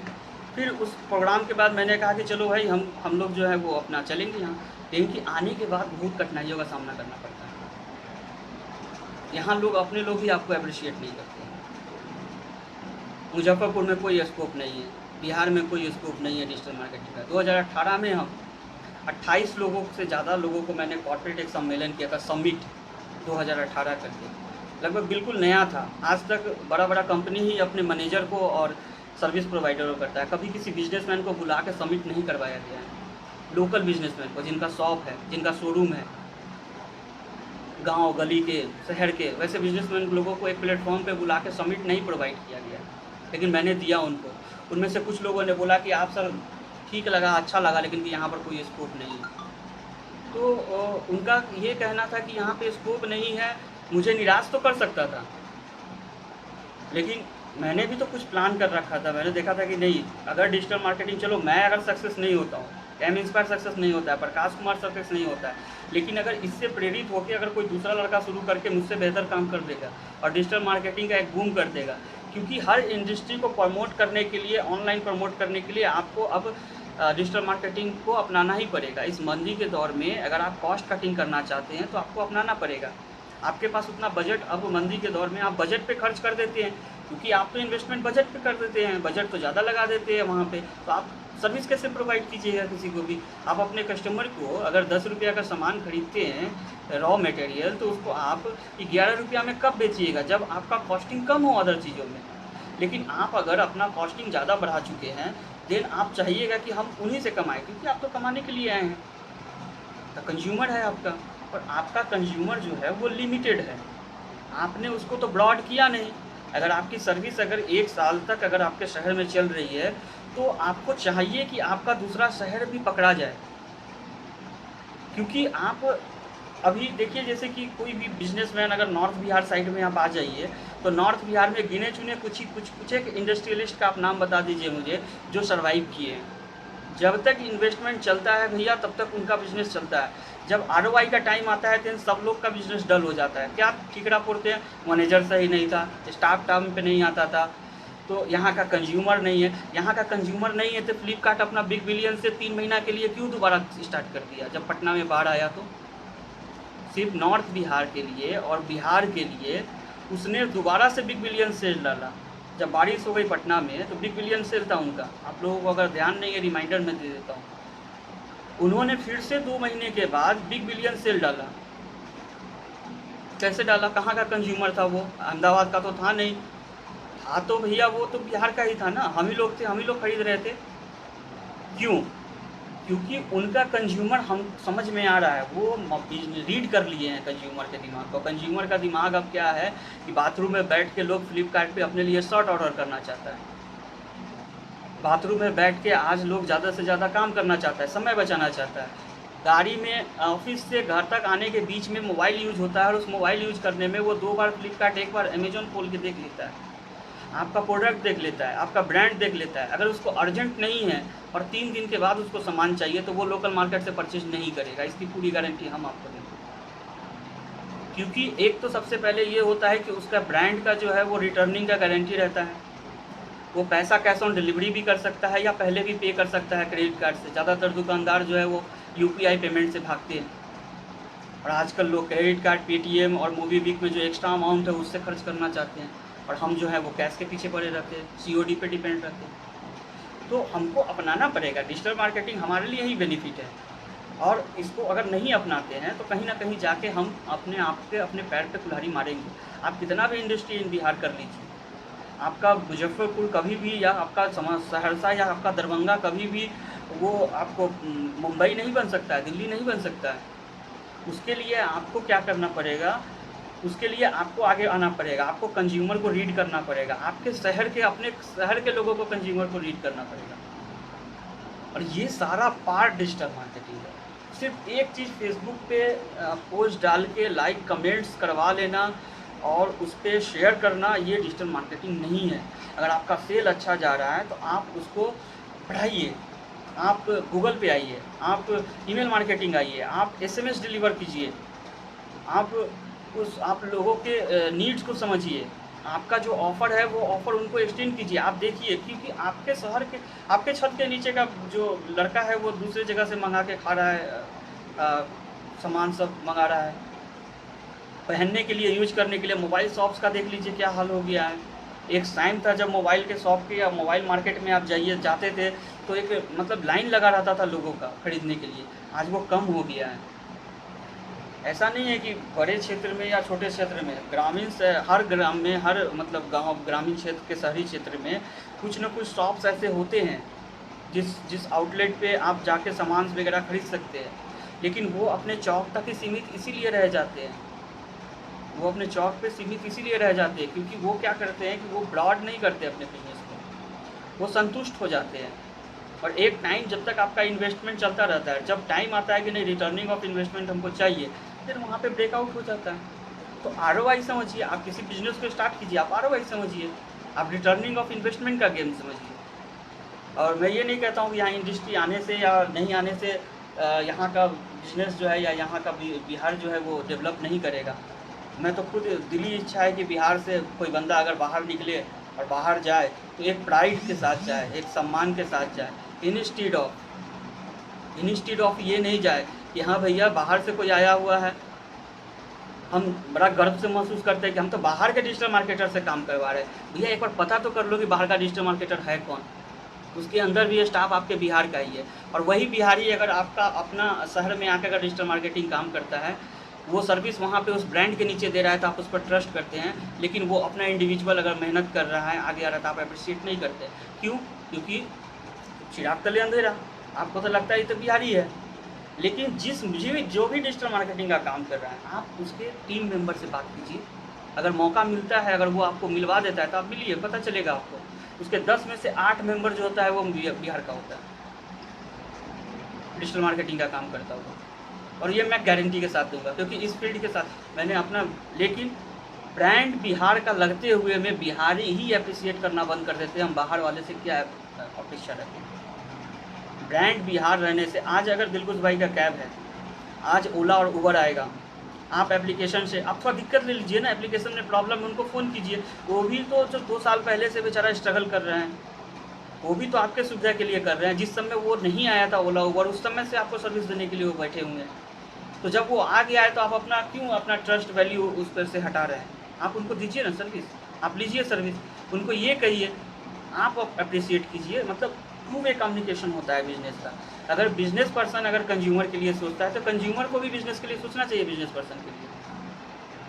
हाँ, लेकिन आप उनका डिवोशन देखिए, आप उनका डेडिकेशन देखिए, आप सर्विस देखिए कि सर्विस कैसा दे रहे हैं वो। अगर सर्विस बेहतर है तो आप ऑप्शन मत रखिए। मतलब वोकल फॉर लोकल जो होता है सिस्टम, वो वोकल फॉर लोकल लोग ही एक्सेप्ट करना बंद कर देते हैं। ठीक वही हाल है कि टिकटॉक बच्चे लड़के लड़कियां को कहा जा रहा है कि टिकटॉक इंस्टॉल कर दीजिए, लेकिन गवर्नमेंट आईटी सेक्टर में जाके आईटी सेल डिपार्टमेंट को ये नहीं बोलता है कि आप टिकटॉक का आईपी एड्रेस ही ब्लॉक करवा दीजिए। भारत में रहने वाला कोई आदमी टिकटॉक यूज ही नहीं कर सकता है। बस सेम चीज़ है, वहाँ पे गवर्नमेंट करती है, यहाँ पे हम लोग करते हैं। हम लोग बोलते तो हैं कि वोकल फॉर लोकल काम चलेगा, लेकिन जब वास्तविकता आती है, जब वास्तव में हम चाहते हैं कि नहीं वोकल फॉर लोकल अपनाना चाहिए, देन हम कंपेयर करना शुरू कर देते हैं। तो कंपेयर करने से क्या होता है कि जो आपका जो पॉजिटिव चीज़ें हैं वो छिप जाता है और नेगेटिव चीज़ें जल्दी दिख जाता है। तो आप नेगेटिव चीज़ों को उनको बोलिए कि भैया आप 2 घंटा लेट आए थे पिछली बार, तो एक मौका दीजिए उनको कि नहीं आप दूसरी बार जब आइएगा तो टाइम पे आइएगा, दूसरी बार आप टेस्ट कीजिएगा, टाइम पे नहीं आता है तीसरी बार आप ऑप्शन लीजिए। लेकिन आप फर्स्ट टाइम में ही अगर अभी आप ये मान लीजिएगा कि नहीं भैया हमको वो सर्विस अच्छा दे रहा है, ये तो पिछले बार लेट आया, तो ये क्या हो गया? ये रिवेंज होता है। ये हम अपने ही भाइयों से रिवेंज ले रहे हैं, हम अपने ही डिजिटल मार्केटर से रिवेंज ले रहे हैं, हम अपने ही सर्विस प्रोवाइडर से ले रहे हैं, हम अपने मैन्युफैक्चर प्लांट से ले रहे हैं। अगर कोई लोकल बंदा अपना अगर अच्छा प्रोडक्ट दे रहा है, उसका पैकिंग अगर अच्छा नहीं है, तो आप उनको सजेस्ट कीजिए कि भैया ये पैकिंग सही नहीं है, आप थोड़ा सा पैकिंग सुधार लीजिए, आपका प्रोडक्ट अच्छा है। लेकिन आप पैकिंग के बेस पे आप प्रोडक्ट चेंज मत कर दीजिए, थोड़ा सा समय दीजिए, क्योंकि वो भी ग्रोथ कर रहे हैं, उनके पास भी कस्टमर। आप अगर इंटेलिजेंट कस्टमर बनना चाहते हैं, आप बिहेव कीजिए इंटेलिजेंट की तरह। आप ऐसा नहीं कीजिए कि जैसे कि उनका हौसला मत तोड़िए। तो ये सारा पार्ट जो होता है ये मार्केटिंग के लिए है, बिजनेस कंसल्टेंट का पार्ट है, ये बिजनेस कंसल्टेंट का पार्ट है। और यहाँ पर स्किल तो है नहीं, हम लोग तो क्या करते हैं, एक और एग्जांपल आपको देते हैं कि जब कोई बिजनेसमैन यहाँ से अपने बेटा को एडमिशन करवाने जाते हैं बाहर में, तो वो जाते हैं किसी मॉल में। लाइव एग्जांपल दे रहे हैं। अगर अनुभव आप लोग कीजिएगा तो एक बार ज़रूर हमको बता दीजिएगा, लाइक करके या कुछ भी करके। अगर आप भी अगर बिजनेसमैन हैं तो आप अपने बच्चा को जब लेके जाते हैं कहीं पे एडमिशन करवाने के लिए किसी मेट्रो सिटी में, तो आप वहाँ के मॉल में जाते हैं, मॉल में सब कपड़ा खरीदते हैं, आप वहाँ के आउटलेट्स में जाते हैं, वहाँ का कपड़ा खरीदते हैं। आप क्या करते हैं? आपके पास तो पैसा का कमी है नहीं और आपका इन्वेस्टर भी मिल जाता है आपको। आप क्या करते हैं कि वहाँ का जितना दिखने वाला फिजिकल चीज़ें हैं वो सारा दिमाग में लगा देते हैं कि बेटा 6 महीना के बाद अपने शहर में भी ऐसा ही एक हम आउटलेट खोलेंगे, और होता भी है। 6 महीना नहीं 3 महीना के अंदर में वो आउटलेट शुरू हो जाता है। वहाँ पर दिखने वाला सारा चीज़ हम लोग उठा के ले आते हैं, और जो चीज़ नहीं दिखता है, कौशल स्किल उनके एम्प्लॉय के अंदर, उनके ऑनर के अंदर, उनके मैनेजर के अंदर, वो हम लाते नहीं हैं। बात को समझिए, जो चीज़ नहीं दिखता है और जो सर्विस वहाँ पे दिया जाता है वो चीज़ हम लाते ही नहीं हैं, और लाते भी हैं तो यहाँ पे स्किल डेवलप नहीं कर पाते हम अपने युवक का, हम अपने स्टाफ का। तो ये क्या होता है कि जब तक आप पैसा लगा के उसका सामान लाते हैं, यहाँ पर बिजनेस शुरू कर देते हैं, देन आप आगे निकल जाते हैं। लेकिन एक वक्त ऐसा आता है जब आपको रिटर्निंग चाहिए होता है, तो आप देखते होइएगा कि मॉल खुला है। हम एग्जांपल देते हैं मुजफ्फरपुर का ही, आप लोग सब लोग आते होंगे भाई लोग, जितने भी अभी जुड़े हुए हैं लोग, मैक्सिमम लोग मुजफ्फरपुर आए होंगे। वहाँ 2 मॉल खुला हुआ है, लेकिन दोनों मॉल का ना आउटलेट ठीक से आपको मिलेगा, भीड़ भाड़, ना वहाँ का रेस्टोरेंट में भीड़ भाड़ मिलेगा। क्यों? क्योंकि उन्होंने सिर्फ फिजिकल एविडेंस दिया है, अपना स्किल यहाँ पे नहीं लेके आए। स्किल लाने का मतलब है कि आप ट्रेंड कीजिए अपने स्टाफ को, कि अगर कोई कपल आता है कोई लड़का अगर लड़की टेबल पे खाने आता है तो उसको इस नज़र से मत देखो कि वो अपने आप को ऑकवर्ड फील करे। हो सकता है कोई चचेरी बहन के साथ आया हो, लोग अक्सर अपने चचेरी बहन, मौसेरी बहन और फुफेरी बहन या अपने भाभी के साथ एकदम कंफर्टेबल फील करते हैं अपने बहन और अपनी वाइफ के इंस्टीट्यूट। हो सकता है वो भी रिलेशन हो, उनको रिस्पेक्ट दो। हम क्या करते हैं, हम अपने, मेरा स्टाफ, मेरा मैनेजर ऐसे देखता है जैसे कि बहुत बड़ा क्राइम करने पहुंच गया है, अभी ऑकवर्ड फील करता है वो खाने घुस जाता है, प्रतिष्ठा बचाने के लिए कुछ खा तो लेता है, लेकिन वापस फिर दोबारा कदम आपके यहाँ नहीं रखता है। फिर आउटलेट में भी वही सीन होता है। तो जब आपका बिहेवियर जब बदल रहा है तो आप लोगों को समझना चाहिए कि स्किल भी अपने स्टाफ को दे। एक दो ही स्टाफ रखिए ना, दिखाने के लिए क्यों 4 स्टाफ रख रहे हैं? एक दो को रखिए, उसको मल्टी वर्क सिखाइए, उसको मल्टी स्पेशलिस्ट बना दीजिए, उस पर वर्क कीजिए। अगर आपका बिजनेस 10 लाख का बिजनेस अगर 2 स्टाफ पर चल रहा है तो ज़रूरी नहीं है कि उसको 6,000 की आप सैलरी पे रखिए। आपका जो, आप उसको अगर सैलरी दे रहे हैं तो आप उसको ये समझाइए कि भैया आपको हम सैलरी बढ़ा भी देंगे, आपसे मेरा बिजनेस बढ़ना चाहिए। आपके कारण उसको लगना चाहिए कि नहीं मेरा भी ग्रोथ है। हम क्या करते हैं कि नहीं, जैसे ही मेरा बिजनेस चलता है 10 तो कस्टमर से 15 कस्टमर आता है, हम क्या करते हैं, अपने लिए एक अच्छा सा गाड़ी खरीद लेते हैं। जो बंदा दिन रात आपके साथ मेहनत कर रहा है उसके बारे में सोचते ही नहीं, न प्रोडक्शन यूनिट के बारे में सोचते हैं, न बैकएंड पे काम कर रहा है, न मैनेजर के बारे में, न मुंशी के बारे में। तुमको तो हम 1 साल के बाद ही बढ़ाएंगे पैसा, काम करना है करो, नहीं तो दूसरा रख लेंगे। आप गाड़ी बाद में भी खरीद सकते हैं, आप बिजनेस चलने दीजिए ना, आपका काम चलेगा तो आप 1 नहीं 2 गाड़ी खरीद लीजिएगा। बड़े बड़े कंपनी को सुनते होंगे कि गाड़ी गिफ्ट कर देता है अपने ऊपर, बैग गिफ्ट करता है, मेडिकल देता है क्लेम। क्यों करता है? क्योंकि उसको पता है कि मैंने इन्वेस्टमेंट किया है, मेरा आधा समय जो है उसी चक्कर में रहता है, चिंता में रहता है कि हम इन्वेस्टमेंट किए हुए हैं, मेरा बिजनेस नहीं चलता है। असली में काम आपका एम्प्लॉय करता है, आपके साथ जुड़ा हुआ मार्केटिंग पर्सन करता है, आपके साथ जुड़ा हुआ जो आपका जो ऑफिस बॉय है वो करता है। हम उस पर तो कोई हम ध्यान देते नहीं है। क्यों? क्योंकि स्किल का ट्रेनिंग तो हमको मिलता नहीं है और हम लेना भी नहीं चाहते हैं, क्योंकि हम लोग तो सब लोग बस वो गुरुजा हैं, सब लोग ज्ञानी हैं हम लोग। भाई बिहार चाणक्य के तरफ कटाक्ष हम बोल रहे हैं, लेकिन उसके लिए हम माफ़ी चाहेंगे, क्योंकि बिना कटाक्ष लोगों को समझ में आता नहीं है। हम माफ़ी चाहेंगे कि हम थोड़ा कटाक्ष में बोल रहे हैं, लेकिन बिना कटाक्ष समझ में आता नहीं, क्योंकि मैंने कटाक्ष को मतलब फीडबैक लिया है।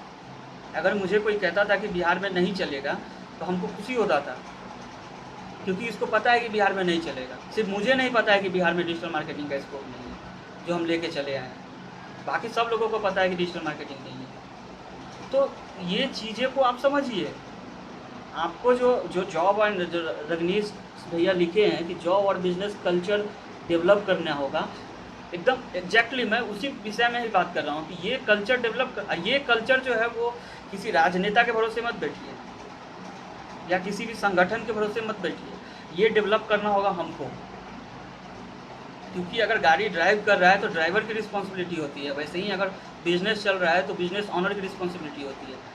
अगर आपका बिजनेस नहीं चल रहा है तो आप पहले तो ब्लेम लेना सीखिए, ब्लेम देना नहीं, ब्लेम गेम बंद कर दीजिए। मैनेजर मेरा टाइम पे नहीं आता था, स्टाफ मेरा नहीं आता था, तो ये जो इनका जो जॉब और बिजनेस कल्चर का डेवलप करना जो होगा, ये बोल रहे हैं भैया कि इस पर तो वही मैं बोल रहा हूँ कि जब आप जॉब या बिजनेस कल्चर में, हाँ तो अच्छा धन्यवाद। कटाक्ष में सच है, तो हम तो बिहारी ऐसे भी कटाक्ष के लिए जाने जाते हैं। कॉर्पोरेट में भी हम लोग जब बैठते थे तो बिहारी से कहता था कि बिहारी है थोड़ा दूर रहो, बोलेगा तो कुछ करवा ही बोलेगा, तो कटाक्ष तो चलता रहेगा। तो चलिए बहुत अच्छा लगा कि आप हमको वो कहें कि नहीं कटाक्ष सच है। चलिए धन्यवाद भैया आपका। तो वो चीज़ को अपनाइए और लोगों के साथ थोड़ा प्रोफेशनल कम बन के होना चाहिए। ये जो जॉब कल्चर और बिजनेस कल्चर जो डेवलप करने का बात है, इसमें क्या है ना कि आप थोड़ा प्रोफेशनलिज्म को थोड़ा सा साइड कर दीजिए।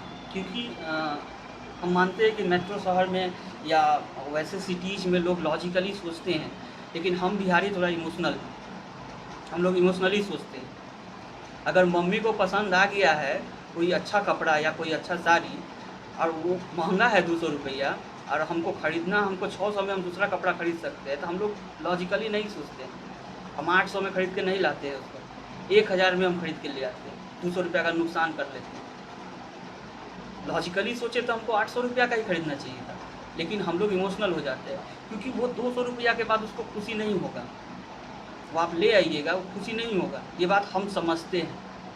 तो हम इमोशनल हैं, इस चीज़ को समझना चाहिए। जॉब और बिजनेस का कल्चर अगर डेवलप करना है तो लॉजिकल नहीं होना है, प्रोफेशनल नहीं होना है, मतलब वो R&D बुक्स पे नहीं करना है। हमको स्टाफ के साथ फ्रेंडली होना पड़ेगा। हमको अपने जो भी हमारे टीममेट्स हैं, जो भी हमारे को वर्कर हैं, उनको ये रियलाइज़ करना पड़ेगा कि भैया अगर बिज़नेस चलेगा तो मेरे हाथ में ये छोटा सा मोबाइल चल जाएगा। देख लीजिए, यही मोबाइल हम यूज करते हैं। मेरे हाथ में ये छोटा सा मोबाइल चल जाएगा, लेकिन तुम्हारे हाथ में अच्छा वाला मोबाइल आ जाएगा। तुम मेहनत करो, तुम्हारा इसमें ग्रोथ है, क्योंकि मेरा स्किल इतना अच्छा नहीं है कि हम मैनेजर का काम करेंगे। मेरा इतना अच्छा स्किल नहीं है कि हम स्टाफ बन के काम करेंगे। हम पैसा लगा सकते हैं, हम मालिक इसीलिए हैं क्योंकि मेरे पास तुम्हारे इतना स्किल नहीं है। हम तुम्हारे फील्ड में बेहतर नहीं कर सकते, तुमको तुम्हारे फील्ड में बेहतर। तो इस तरह से हमको उनके बीच का ब्रिज गैप जो है, जो कि एक मालिक ऑनर जो है, एक मेंबर जो टीम मेंबर है, वो ऑनर के सामने जाने से डरता है। भाई चेंबर में पहुंचने के लिए उसको ब्रेकर चाहिए, टीम में पहुंचने के लिए। अब एक मालिक के चेंबर में पहुंचने के लिए स्टाफ को मैनेजर को पकड़ना पड़ता है। तो जब सिचुएशन आता है कि आप जब एम्प्लॉय के साथ ही इंटरेक्ट नहीं कर रहे हैं, तो एम्प्लॉय अपनी बात हो सकता है कि सबसे ज़्यादा इंटरेक्ट जो एम्प्लॉय आपके कंज्यूमर के साथ हो रहा है उसके पास एक्सपीरियंस ज़्यादा हो, और वो जब आपसे बात करेगा तो वो अच्छे से एक्सप्लेन करेगा। और आपने क्या कर दिया है, एक ब्रिज गैप बना दिया है कि भैया ए जो है वो बी मैनेजर है, बी मैनेजर को बताएगा, बी मैनेजर जो है वो सी को बताएगा, और सी जो है उसका वो पोजीशन है कि वो मेरे साथ बैठ के बात कर सकता है, चाय पी सकता है। तो ही बताइए, 100% ये समझा, यहाँ पहुँचते पहुँचते 90%, यहाँ पहुँचते पहुँचते 80%, और वहाँ जाते जाते 70%। आप एक कंज्यूमर बिहेवियर का सब 70% ही समझ गए। तो ऐसे ये गैप जब तक नहीं होगा, जब तक स्किल नहीं डेवलप करेगा, यहाँ ऑनरशिप नहीं होना चाहिए, यहाँ मेंबरशिप होना चाहिए।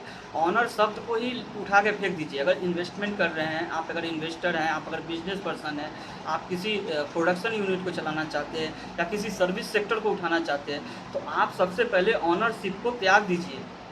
वो आप बिजनेस मीटिंग में कीजिए, आप क्लाइंट मीटिंग में कीजिए, आप अपने मेंबर के साथ ऑनर नहीं मेंबर बन के रहिए। जो एक वो कम से कम फ्री होकर वो अपना डिसीजन देगा, वो बोल पाएगा। हो सकता है कहीं उसका आइडिया जो है वो आपसे बेस्ट हो। कभी कभी देखते होंगे कोई बिजनेस को छोड़ के वो आपका स्टाफ अच्छा बिजनेस आपसे शुरू कर लेता है, आपका स्टाफ अच्छा शुरू कर, क्यों? क्योंकि जिस समय उसको मौका मिलता है बोलने का, उस समय तो आप डरा देते हैं, धमका देते हैं, दबा देते हैं। ऐसा कुछ भी नहीं है। आपके खुद के अंदर कॉन्फिडेंस नहीं होता है कि अगर हम अपने बिजनेस से रिलेटेड कुछ बातें उससे शेयर करेंगे या कंज्यूमर बिहेवियर के बारे में खुल के उस मेंबर से बात करेंगे, तो वो मेंबर ज़्यादा चालाक हो जाएगा और वो हमसे अच्छा बिजनेस स्टार्ट कर देगा। ये आप इनसिक्योर हो जाते हैं, और ये रीज़न है कि ज़्यादातर ऑनर्स जो है वो ऑनरशिप मेंटेन करते हैं, ना कि मेंबरशिप मेंटेन करते हैं, क्योंकि उनको खुद पे अपना कॉन्फिडेंस नहीं होता है। ठीक है, 100 में से 95% ऐसा होता है कि आपको फॉल्टेज मिल जाता है, लेकिन 5% तो आपका रेशियो देख लीजिए ना।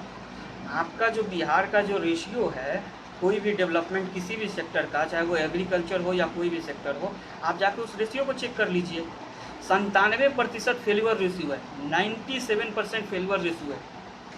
और किसी को इन्वेस्टमेंट की कमी नहीं है। बहुतों को तो गवर्नमेंट ने इन्वेस्टमेंट दिया है, बहुतों को तो उनके फादर्स देते हैं, उनके कुछ लोगों को तो इन्वेस्टमेंट उनके फोर फादर से मिलता है।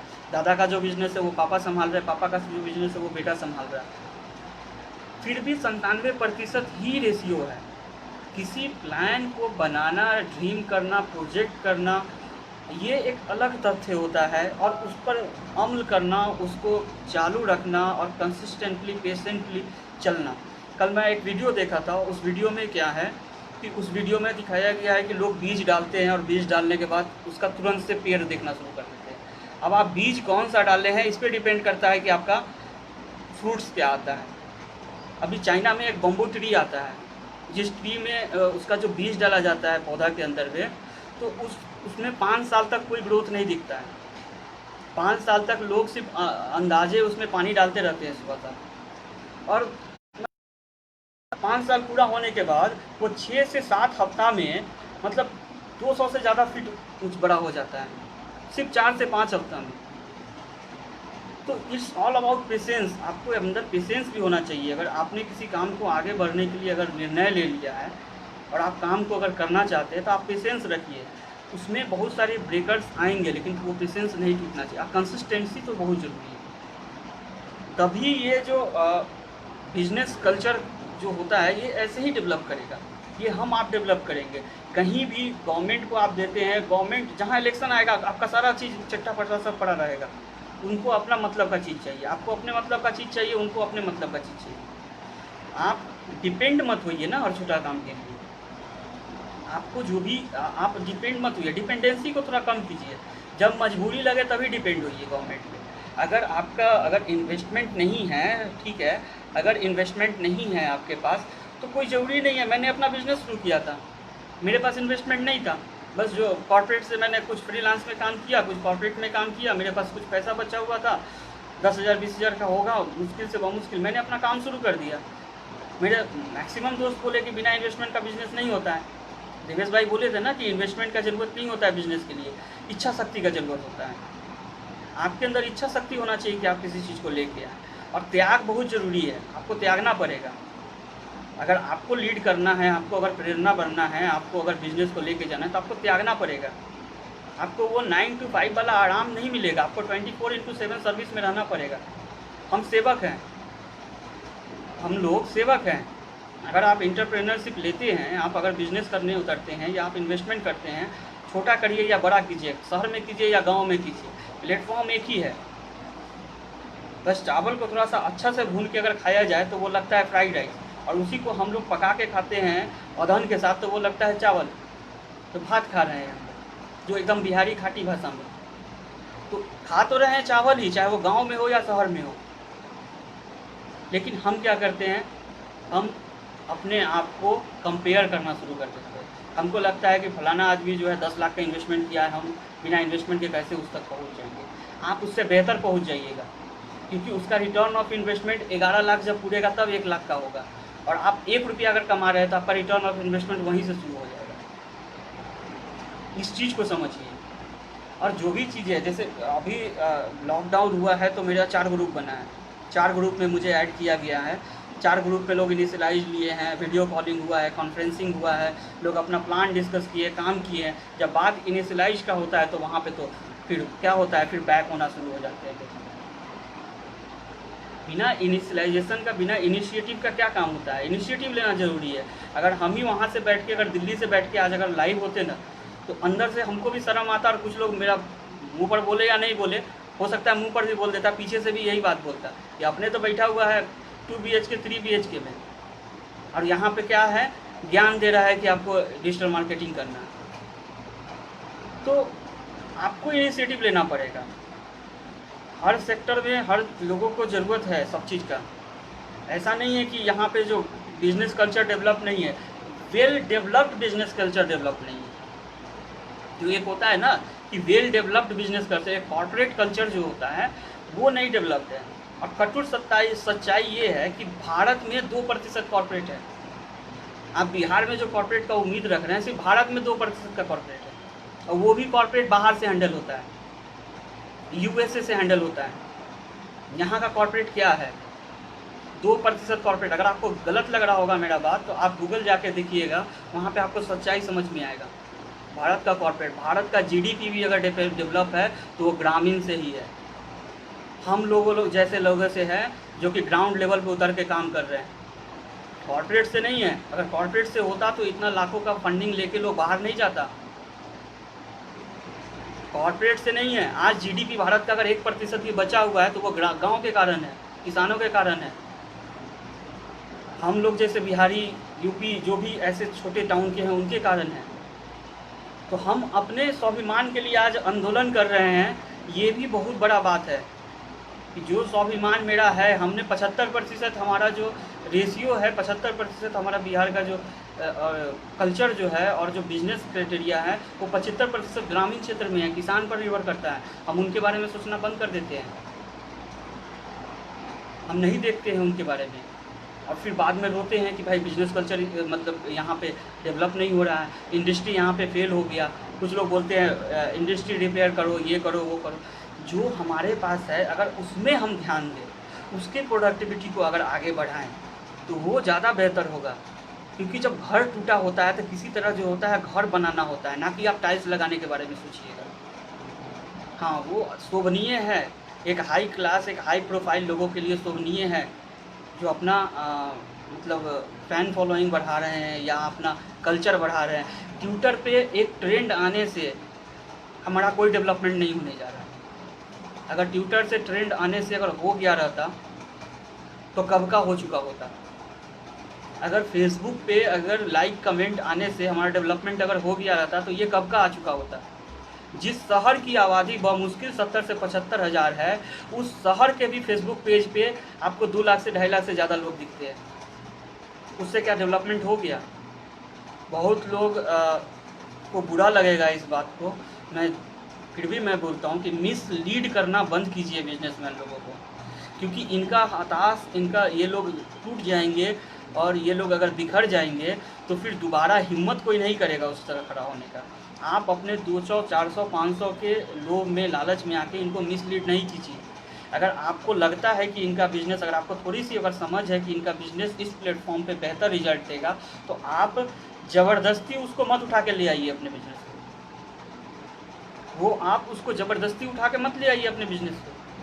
आप उसको बताइए कि भैया हम सक्षम नहीं हैं, आप फलाना से करवा लीजिए, आप किसी हायर लोगों के पास चले जाइए, आप किसी और से बात कर लीजिए।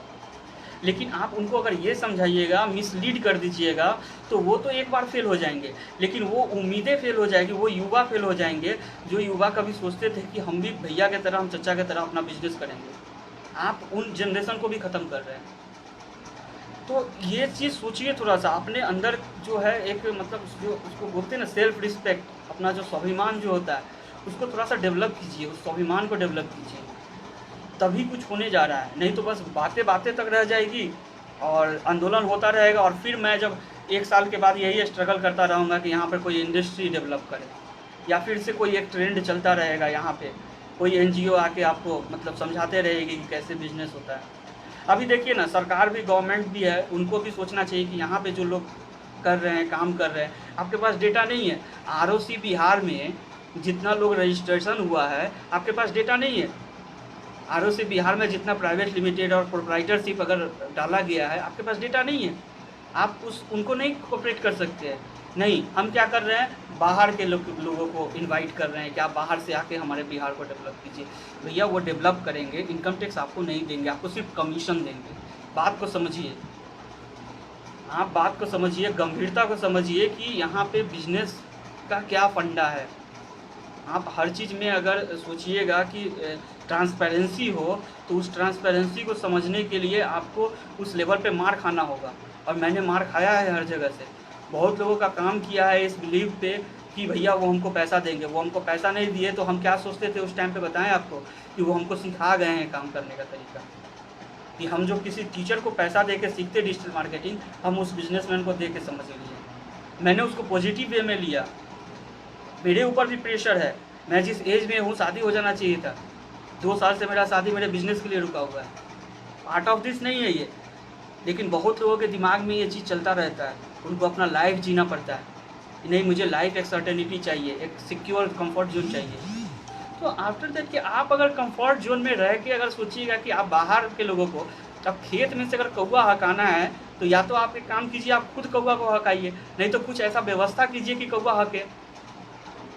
अब ये सोचिएगा कि हम गवर्नमेंट से कोई पॉलिसी लिए हैं कि हमारे खेत में से कौवा को हकाया जाए, तो गवर्नमेंट अपने सहूलियत के हिसाब से आपको वो पॉलिसी देगी, तब तक आपका अनाज खराब हो चुका होगा।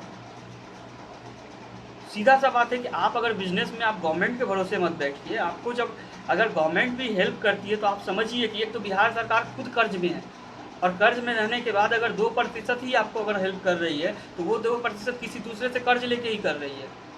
आप डेवलप करना अगर चाहते हैं, किसी भी कल्चर को डेवलप करना चाहते हैं, तो सबसे पहले हमको अपने आप में एक जो इस ग्रुप का जो सबसे बड़ा उद्देश्य बिहार स्वाभिमान आंदोलन, ये स्वाभिमान बहुत ज़रूरी है।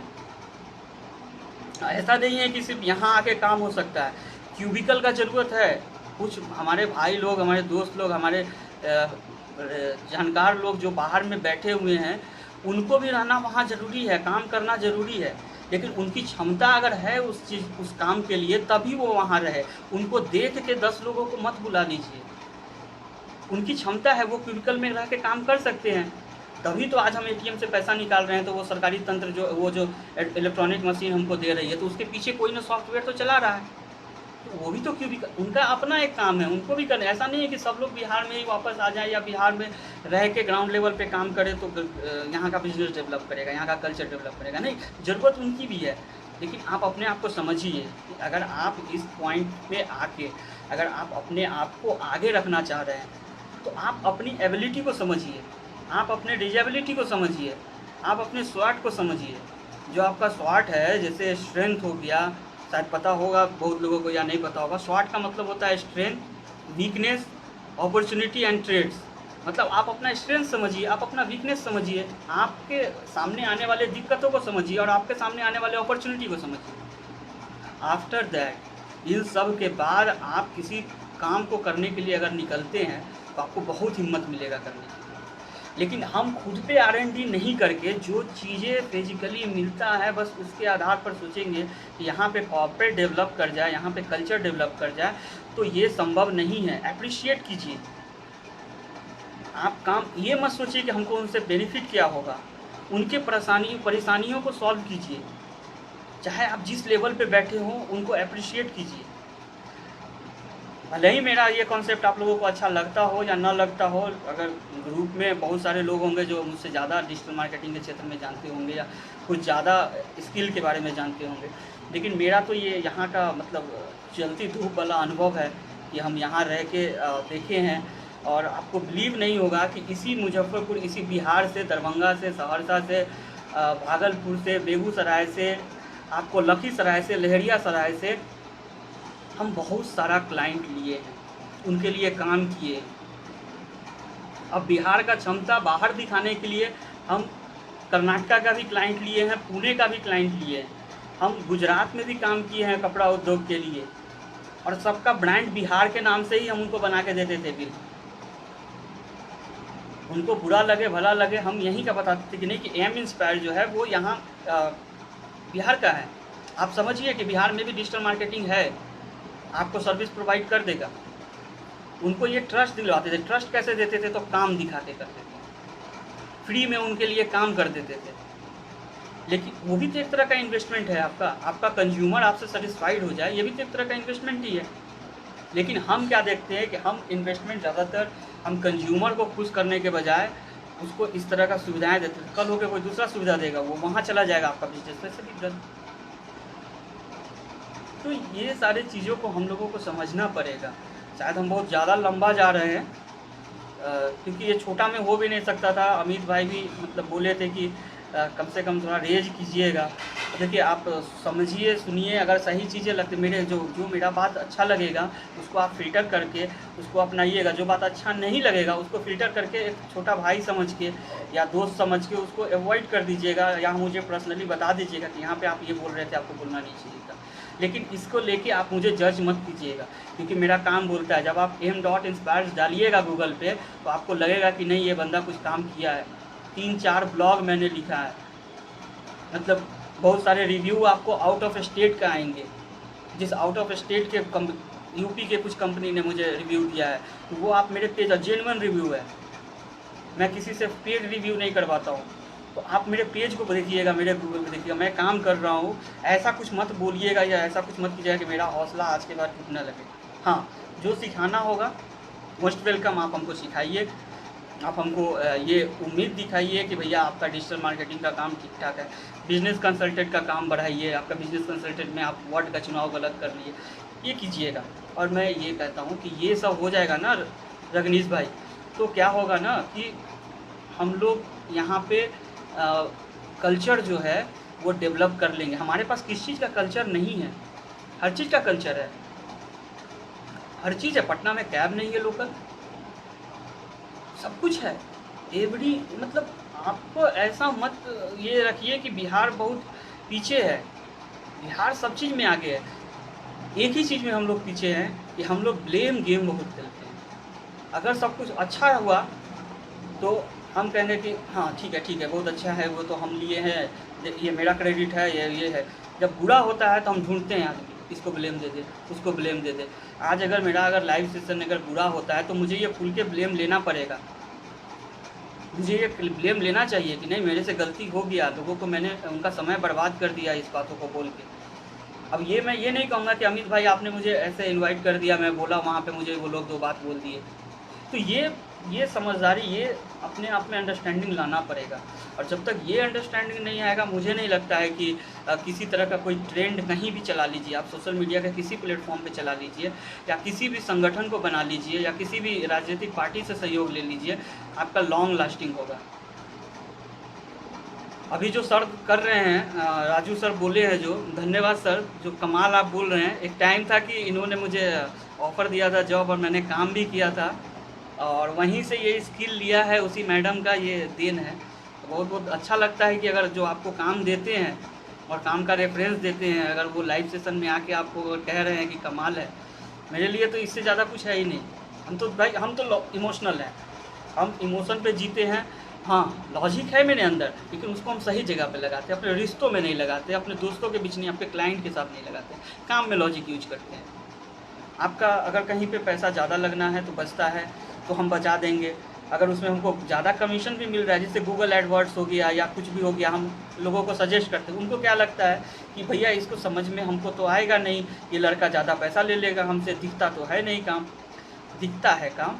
अगर आप ऐड चलाते हैं तो आप 1-2 दिन वेट कीजिए, वेट करने के बाद आपको उसका रिप्लाई मिलता है। जैसे भाई साहब ने खोला था अपना, स्टार्ट किया था ये ग्रुप, तो क्या ग्रुप स्टार्ट करते इनके पास इतना मेंबर्स नहीं जुड़ गया था, या इतने लोग इनके लिए आके नहीं लाइव हो रहे थे। इनको टाइम लगा, एक टाइम पीरियड लगा, 1 वीक इनको लगा कि नहीं, 1 वीक 10 दिन लगा कि नहीं, अब इसमें जुड़ाव हो रहा है। तो उतना पेशेंस तो हमको रखना पड़ेगा, तो अपने आप कॉर्पोरेट कल्चर लग जाएगा। और मुझे तो इससे ज़्यादा कुछ लगता नहीं है। और ग्रामीण क्षेत्र या शहर क्षेत्र, वो भाई ने विषय तो बना दिया था कि ग्रामीण क्षेत्र में डिजिटल मार्केटिंग का क्या योगदान है। तो डिजिटल मार्केटिंग का योगदान हर गली गली में, हर शहर में है कि आप मतलब जुड़ते जाइए, बस काम के साथ जुड़िए, काम को इम्पोर्टेंस दीजिए, एक स्टेज पे रखिए काम को। ऐसा नहीं है कि आप कहीं पे हताश हो जाइए। अगर कोई आपको डबल क्रॉस भी कर रहा है तो आप टेंशन मत लीजिए, उसमें पॉजिटिविटी ढूंढिए। चलो मेरे साथ डबल क्रॉस कर दिया, एक बंदा नहीं होता है, एक ब्रेकर नहीं होता है, बहुत सारे ब्रेकर्स आते हैं। ऐसे डबल क्रॉस करने वाले बहुत सारे आते रहेंगे, मुझे भी आए हैं। मतलब आप बिलीव नहीं कीजिएगा कि जब मैं दिल्ली से जब अपना डिजिटल मार्केटिंग का काम बिहार में शुरू किया तो मेरे साथ 3-4 बिहार स्टार्टअप के लोग जुड़े। और उस टाइम पे बिहार स्टार्टअप का काम जब मैंने शुरू किया तो वो मुझे एक बंदा फ़ोन करके, मैं नाम नहीं बताऊंगा, लेकिन ये मेरा दुखड़ा है जो मैं आपको सुनाना चाहता हूँ, क्योंकि कैसे लोग रोकता है। वो क्या मुझे बोला कि आप दिल्ली में हैं, आप दिल्ली से काम कीजिए, आप दिल्ली के लिए काम कीजिए, आप बिहार के लिए काम मत कीजिए।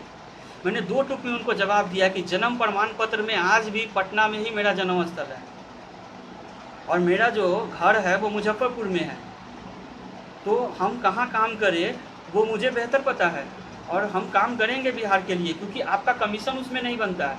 आप 50 लाख रुपया का अगर कोई एस्टीमेट पास करवाते हैं तो आपका कमीशन 2% बनता है, लेकिन उसी चीज़ को हम काम करेंगे तो आपका कमीशन नहीं बनेगा, तो आपको तो प्रॉब्लम तो होगा ही। ये बिहार स्टार्टअप से आवाज़ आई थी मेरे सामने मुझे रोकने के लिए, लेकिन मैंने हिम्मत नहीं आ रहा, मैंने स्टार्टअप का काम करना बंद कर दिया। बिलीव कीजिए, स्टार्टिंग में मैंने 2017 में स्टार्टअप का काम किया था।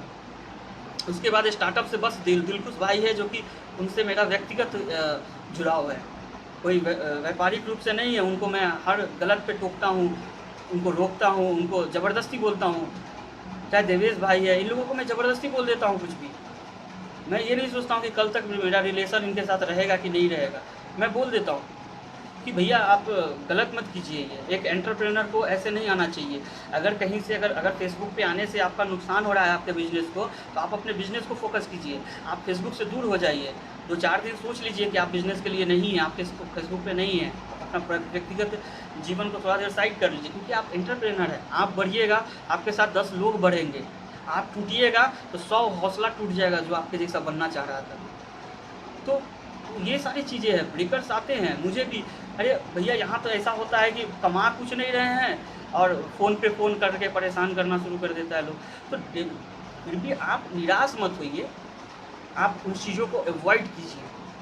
आप अपने अंदर सुधार कीजिए, आखिर क्यों वो फ़ोन किए। आप फेसबुक पर अपना इन्फॉर्मेशन डालें कि हम फलाना बिजनेसमैन के साथ डील कर रहे हैं।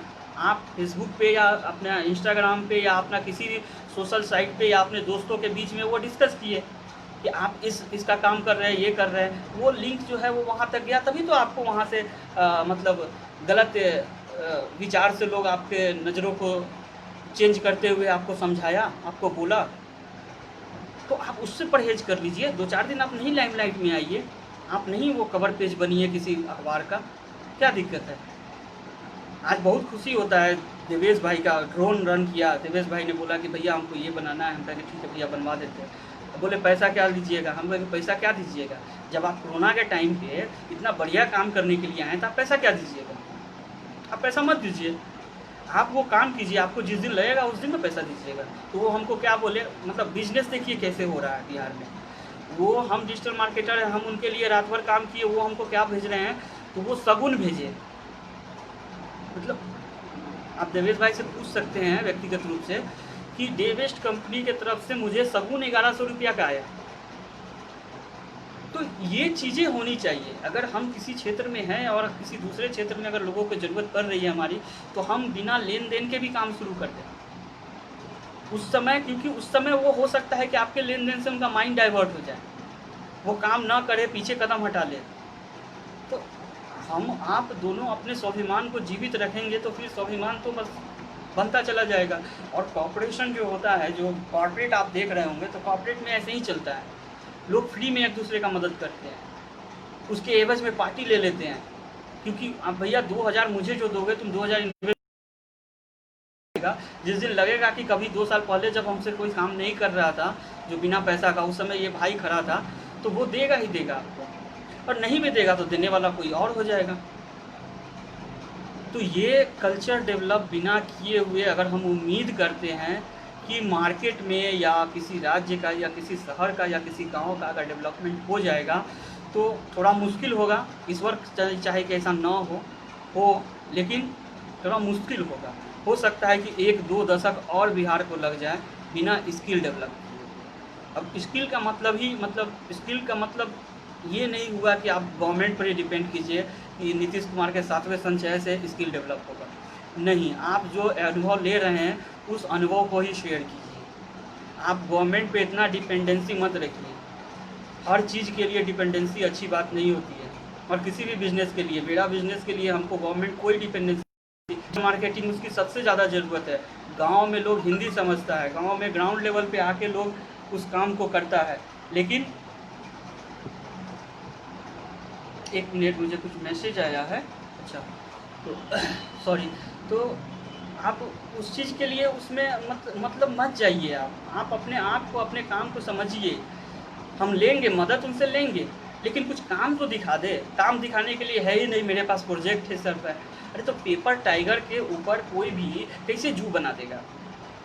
अगर जू बनता है, अगर जू का एक्स्ट्रा केज अगर चाहिए कि शेर के लिए रखना है, तो उसके लिए असल में शेर भी तो होना चाहिए। किसी पेपर टाइगर हम बना के पहुँच जाएं और करें कि भैया हमको एक केज दे दीजिए आप अपने जू में, हम इसको डालेंगे। आप अपना काम दिखाइए, आप अपना सर्विस दिखाइए, आप अपने क्लाइंट्स से इंट्रोड्यूस करवाइए। क्लाइंट्स का अच्छा खासा ज्ञान उनको दीजिए कि हमारे क्लाइंट्स ऐसे थे, हमने ग्राउंड लेवल पे जाके काम किया, हम उनके शोरूम में जाते थे, हम उनको समझ में नहीं आता था, उनके सामने काम कर, ये काम बताइए। आप काम बताइए ना। आपको गवर्नमेंट नहीं मिलेगा, आपको एंजल इन्वेस्टर मिल जाएगा।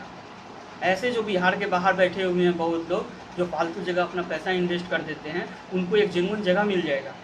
वो आपको फ़ोन करके कहेंगे, आपका नंबर ले लेंगे, आपकी वेबसाइट से नंबर ले लेंगे, कहेंगे कि भैया तुम अच्छा काम कर रहे हो, तुम आगे बढ़ो, लेकिन दिखाने के लिए कुछ रखिए। पेपर टाइगर मत बनिए। एक एंटरप्रेनर अगर बनना है तो एंटरप्रेनर बनिए, वांटेप्रेनर मत बनिए। मतलब हर दूसरे दिन, हर तीसरे दिन सिचुएशन के अकॉर्डिंग, फैमिली रिलेशन के अकॉर्डिंग, मतलब मार्केट का वैल्यू के अकॉर्डिंग आप अपने बिजनेस को चेंज मत कीजिए। कंसिस्टेंसी रखिए, एटलीस्ट कंसिस्टेंसी रखिए। कंसिस्टेंसी बहुत ज़रूरी है।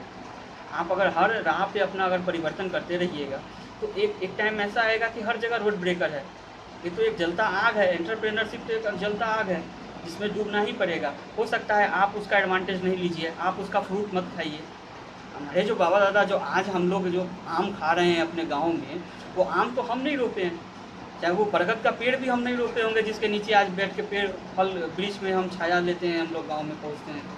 आज भी हम गाँव जाते हैं हम लोग अपने अपने गाँव में, तो जिस बरगद के वृक्ष के नीचे बैठते हैं वो बरगद का वृक्ष हम नहीं रोपे हैं, और जो रोपे हैं वो छाँव नहीं ले रहे हैं, वो तो चले गए रोप के। और जिस समय वो रोपे होंगे उनको भी पता होगा कि जब पेड़ होगा उस समय हमको छाँव नहीं देगा। तो आप अपना व्यक्तिगत क्यों लाभ देख रहे हैं? आप व्यक्तिगत लाभ मत देखिए ना, आप अपने फ्यूचर्स को देखिए। आपका जो फ्यूचर है, आपके साथ जो लोग जुड़े हैं, आप पर जो ट्रस्ट करते हैं, जो बिलीव करते हैं, आप उनके फ्यूचर्स को देखिए, आप उनके लिए काम कीजिए, और वो आपको बहुत संतुष्टि देगा।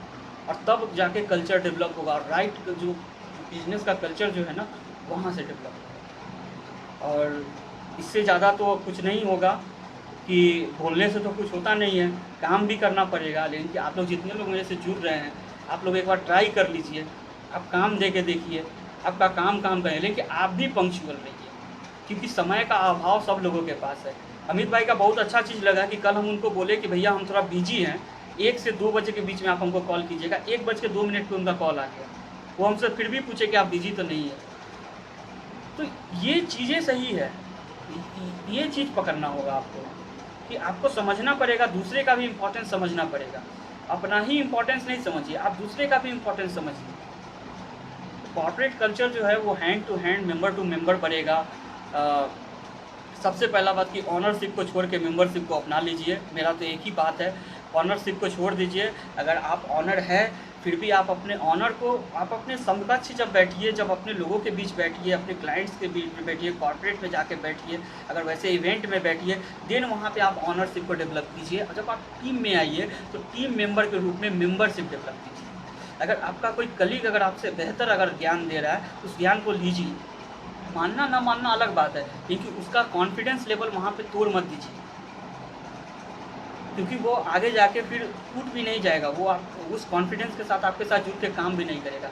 एक छोटा सा एप्रिसिएशन लेके आज देखते होंगे कि बहुत सारे वैसे एम्प्लॉय लोग हैं जो कि एप्रिसिएशन मिलता है उनको गवर्नमेंट प्राइवेट सेक्टर में देखते होंगे कि टाइम टू टाइम उनको इंसेंटिव दे दिया जाता है या कुछ इवेंट दे दिया जाता है। वो क्यों दे दिया जाता है? ऐसा नहीं दिया जाता कि वो बहुत बढ़िया काम कर रहे हैं, वो इसलिए दिया जाता है कि अगर कहीं पर उनका कॉन्फिडेंस लैक हो रहा है, कहीं अगर वो मेरे बिजनेस से अगर डाइवर्ट हो रहे हैं, अगर कोई दूसरा ऑप्शन भी अगर देख रहे हैं किसी दूसरे कंपनी को, तो वो इंसेंटिव इसलिए उनको दिया जाता है कि वो दूसरा ऑप्शन ना देख के मेरे बिजनेस को डेवलप करें, मेरे साथ काम करें। ये मीथ निकाल दीजिए कि बहुत अच्छा काम करने के बाद से उसको सराहा जाता है। जी नहीं, जिस तरह से एक एम्प्लॉय को अच्छे बिजनेस का रिक्वायरमेंट होता है, एक कंपनी का रिक्वायरमेंट होता है, सेम एक बिजनेसमैन को भी एक अच्छे एम्प्लॉय का बहुत इज्जत करना चाहिए और बहुत रिक्वायरमेंट होता है कि आपको एक अच्छा एम्प्लॉय भी अच्छा ढंग से नहीं मिलता है। और ख़ास करके अपने बिहार में जहाँ पे स्किल लेवल जो है वो काफ़ी डाउन है, तो वहाँ पे अगर कोई स्किल एम्प्लॉय आपको मिलता है तो उसको रिस्पेक्ट दीजिए, तभी वो ब्रिज गैप बंद होगा। वो ब्रिज गैप जैसे जैसे कम होता चला जाएगा वैसे वैसे आपका ROI आता रहेगा। बहुत सारा रेस्टोरेंट खुलता है, बंद हो जाता है, बहुत सारा आउटलेट्स खुलता है, बंद हो जाता है। एक ब्रांड वैल्यू मत देखिए। अगर कोई आदमी आके आपके यहाँ से कोई अगर सामान खरीद रहा है तो उसके पीछे वो सामान का जो प्रोडक्ट जो बिक रहा है, जैसे एक सपोज कि एक हॉर्लिक्स अगर बिक रहा है आपके दुकान से, तो वो हॉर्लिक्स वाला जो है आपके कस्टमर के मोबाइल पे बराबर एडवर्टीजमेंट दिखा रहा है, फेसबुक पर दिखा रहा है, टीवी पर दिखा रहा है, तब जाके वो प्रोडक्ट आपका बिक रहा है। तो आपको ये समझना चाहिए कि जब आपका प्रोडक्ट है तो आपको भी वैसे लोगों तक पहुंचना पड़ेगा। आप पुराना पैटर्न पद्धति अपनाइए, लेकिन नए पद्धति को अपनाने से इनकार भी मत कीजिए, तभी डिजिटल मार्केटिंग जो है वो रियली में डिजिटल मार्केटिंग कहलाएगा। डिजिटल मार्केटिंग का कोई एक पहलू पकड़ के आप डिजिटल मार्केटिंग मत कीजिए और मिसगाइड तो करना एकदम बिल्कुल बंद कर दिया। मैं बहुत दुखी हूँ अपने ही शहर के लोगों से, क्योंकि मैं मुजफ्फरपुर में ही जब मैं यहाँ पे आया था, शायद मौका दोबारा मुझे मिले ना बोलने का, मैं बोल लेता हूँ, आप लोगों को थोड़ा अगर बोरिंग लगे तो थोड़ा माफ़ कीजिएगा, मुझे मिले ना मौका इस प्लेटफॉर्म पे आके बोलने का कभी दोबारा मुझे लाइव। क्योंकि मैं इतना बोलता हूँ कि मुजफ्फरपुर से मुझे जब मैंने कॉल किया कि भैया आप मेरा प्रमोशन कर दो कि थोड़ा सा डिजिटल मार्केटिंग में हम आए, उनका क्या कहना है, इससे कोई फ़ायदा नहीं होने जा रहा है मुजफ्फरपुर का। हम लोग वही सर्विस वही प्रचार करते हैं मुजफ्फरपुर के जनता को, जिससे मुजफ्फरपुर का भला होता है, जनता का भला होता है। मुझे बहुत दुख होता है उन सब चीज़ों के लिए। मैं उस 500 और 1000 रुपया के लिए प्रमोशन नहीं कर रहा था वो देने के लिए। मैं इसलिए बोल रहा था कि ये बिजनेस पर्सन लोगों की ज़रूरत है, उनका हौसला है। अगर किसी का बाप अगर बिजनेस में फेल कर जाता है तो उसका बेटा बिजनेस बहुत मुश्किल से करता है। अगर किसी का बड़ा भाई अगर फेल कर जाता है तो उसका छोटा भाई क्या, उसके परिवार में कोई दूसरा आदमी बिजनेस करने के लिए बहुत हिम्मत जुटाता है। तो आपके मिसगाइड करने से वो अलग हो जाता है। और आप ये बोल रहे हैं कि मुजफ्फरपुर में डिजिटल मार्केटिंग नहीं है। डिजिटल मार्केटिंग, मुझे तो दरभंगा से आश्चर्य लगता है कि दरभंगा मुजफ्फरपुर से इतना ज़्यादा वेल डेवलप्ड है कि मैं R&D के हिसाब से बता रहा हूँ, मैं काम के हिसाब से बता रहा हूँ सर। मैंने दरभंगा का भी काम किया है, वहाँ के शोरूम्स का, वहाँ के केक शॉप का मैंने काम किया है, स्कूल का काम किया है। मैं वहाँ का मेंटलिटी आपको बताता हूँ। वो लोग ज़्यादा जागरूक है, वो लोग राजनीति नहीं करते हैं, करते भी है तो एक लेवल पे जाके। दरभंगा के लोग जो मैथिल में जो है, शायद इसीलिए मुजफ्फरपुर पटना से इतना नज़दीक होने के बाद भी उतना डेवलप नहीं किया जितना आज मिथिलांचल डेवलप कर रहा है, आज दरभंगा कर रहा है। और मैं एक चीज़ को एकदम मतलब स्पष्ट कर देना चाह रहा हूँ कि दरभंगा एक मतलब दरभंगा शहर से मेरा कोई खास लगाव नहीं है। मैं रहने वाला भी मुजफ्फरपुर का हूँ, कोई दरभंगा का नहीं हूँ। लेकिन जो सच्चाई है उसको बोलने से परहेज नहीं होना चाहिए। यहाँ के ज़्यादातर जो पोर्टल्स वगैरह हैं, वो सारे पोर्टल्स ने इसलिए इनकार कर दिया मुझे, कुछ एक को छोड़ के इसलिए इनकार कर दिया कि डिजिटल मार्केटिंग का यहाँ मुजफ्फरपुर में कोई ज़रूरत नहीं है कि आप करिएगा तो इससे कोई भला नहीं होगा। कैसे भला नहीं होगा, ये किसी ने नहीं मुझे बताया। फ़ोन मेरा काट देता था, चार्ज इतना ज़्यादा कर देता था कि भैया हम 2 मिनट का आपका दिखाएंगे अगर वीडियो अपने टीवी चैनल पर, तो हम आपसे 10,000 रुपया लेंगे। अब बताइए ना कि हम 10,000 रुपया पे अपना बिजनेस शुरू करें, हम 10,000 एडवर्टीजमेंट पे खर्च करेंगे। ये मेरी कहानी नहीं है, ये यहाँ शुरू करने वाले, इनिशियल करने वाले हर उस युवक की कहानी है जो युवक लास्ट में जाके किसी शिक्षक संस्थान को जोड़ते हैं या किसी भी सरकारी नौकरी के पीछे जाते हैं, क्योंकि हौसला वहाँ टूट जाता है, वहाँ हाथ नहीं मिलता है आगे बढ़ाने के लिए उनको। तो प्रेरणा वो नहीं ले पाते हैं यहाँ के लोगों से, क्योंकि उनको इतना ना रोड ब्रेकर आप लोग दे देते हैं या हम लोग दे देते हैं। चाहे हो सकता है कि मेरी मानसिकता तब बदली हो जब हम दिल्ली में थे, वहाँ पर ट्रांसफ़र होकर काम किए। मतलब ये हो सकता है कि वहाँ से हमको ये ड्रॉबैक्स मिला हो, वहाँ वो रिस्पेक्ट नहीं मिला हो, और जिस चीज़ की सबसे ज़्यादा ज़रूरत बिहार में है और उस काम को हम बाहर कर रहे हैं और बिहार में नहीं कर रहे हैं। ये हो सकता है कि वो सारी चीज़ें हमको समावेश करके हम यहाँ पे उसको ले आए और ये आगे बढ़ेगा। भले ही वो एम इंस्पायर नहीं बढ़ाए, प्रकाश कुमार नहीं बढ़ाए, हम नहीं बढ़ाए, लेकिन कोई एक बंदा ज़रूर बढ़ाएगा। और मैं आप लोगों को मिसगाइड होने से बचाना चाहता हूँ कि वैसे लोगों को थोड़ा सा इम्पोर्टेंस देना आप लोग भी कंज्यूमर एंड से शुरू कीजिए, जो लोग बाहर रह के और बाहर में अपना ही सिर्फ घर चला रहे हैं, अपना बिजनेस चला रहे हैं।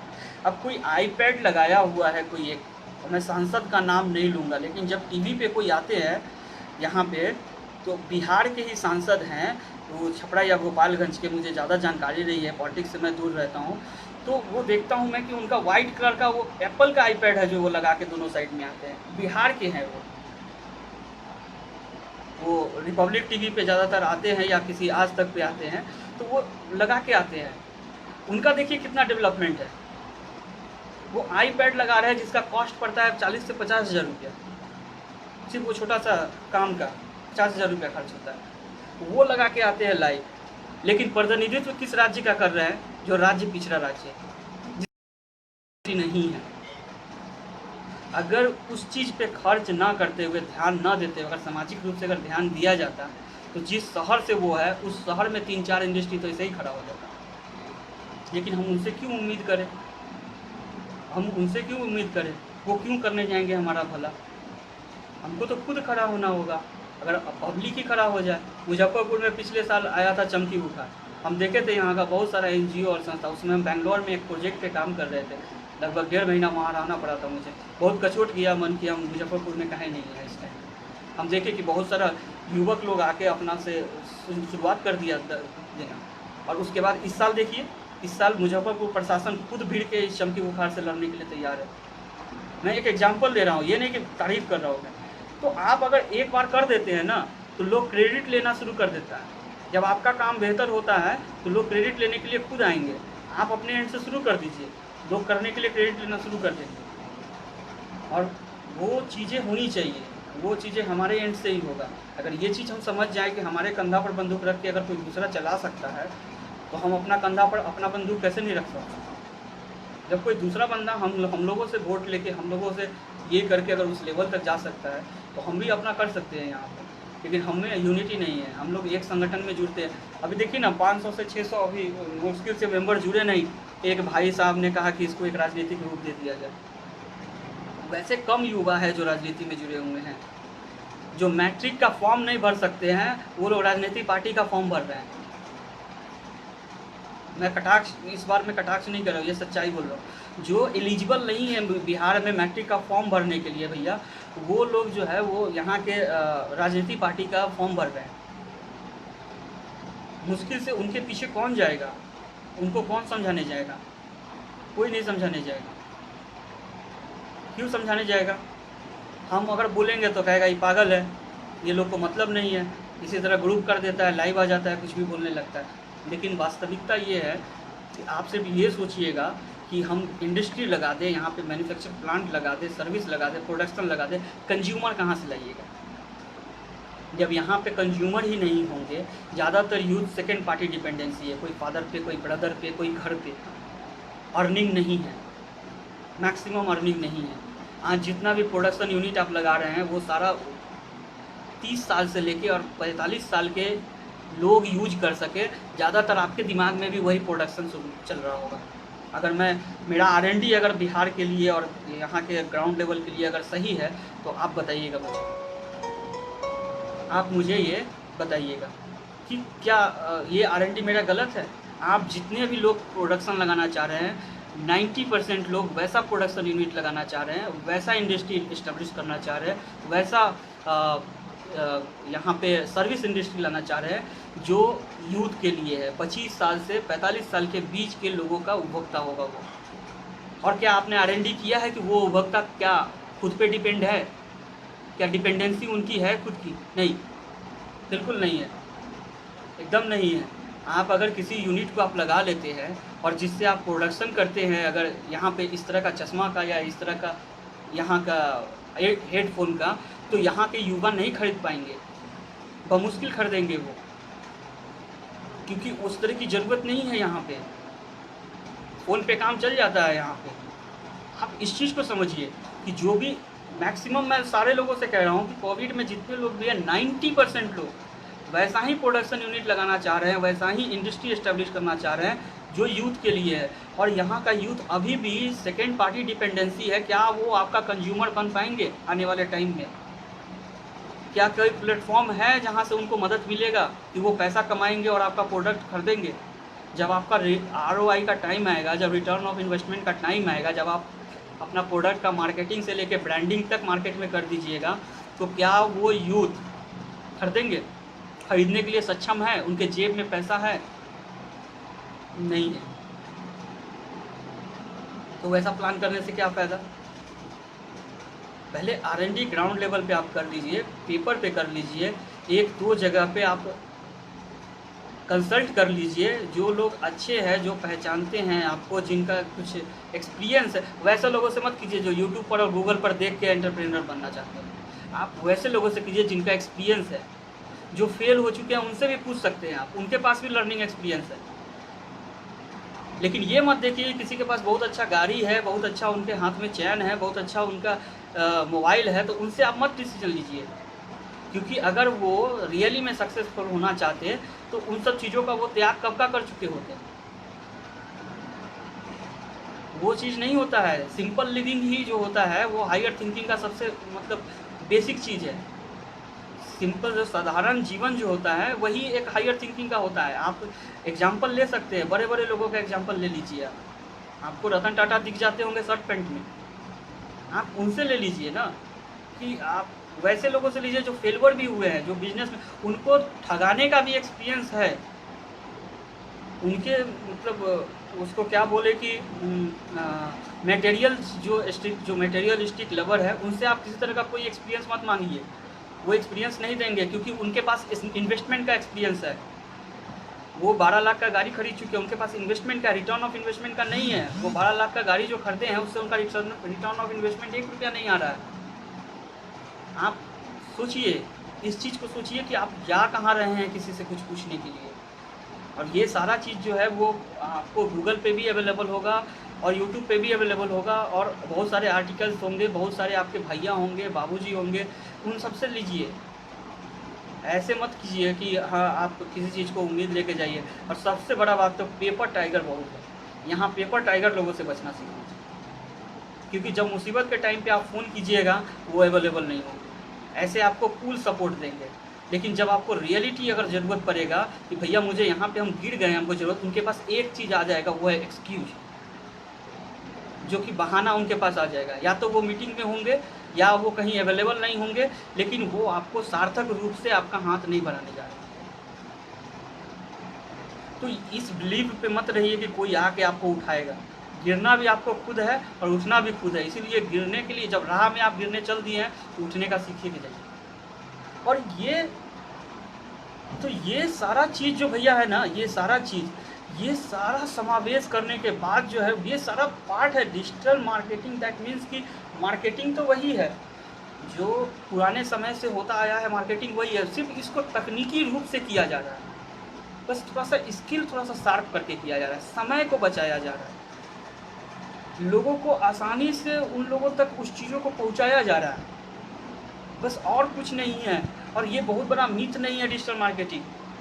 अगर कोई आपको इस तरह का हवा बना के बताता है कि डिजिटल मार्केटिंग बहुत बड़ा मीथ है, तो उनको कहिए कि भैया ऐसा कुछ भी नहीं है। एकदम मतलब दिमाग से ये निकाल लीजिए कि ये एक मीथ है। मतलब जो मार्केटिंग है उसी को डिजिटल प्लेटफॉर्म पे ला के काम करना जो होता है, बस वही डिजिटल पर। और उसको तकनीकली कैसे लाना है, उसको टेक्निकली अपने लिए कैसे यूज करना है, उसको आप सीखिए, आपको समझिए। आपके पास बहुत सारा R&D का बहुत सारा साधन है, आपका यूट्यूब है, आपका गूगल है, बहुत सारे पोर्टल है, बहुत सारे ब्लॉग्स है, आप पढ़िए, निकालिए। कुछ मेरे जैसे जो कहीं पे हारे हुए हैं, थके हुए हैं, जो एक्सपीरियंस लिए हैं, लर्निंग एक्सपीरियंस लिए, आप उनसे पूछ लीजिए फ़ोन लगा के, आपको मिल जाएगा कि क्या है क्या नहीं है।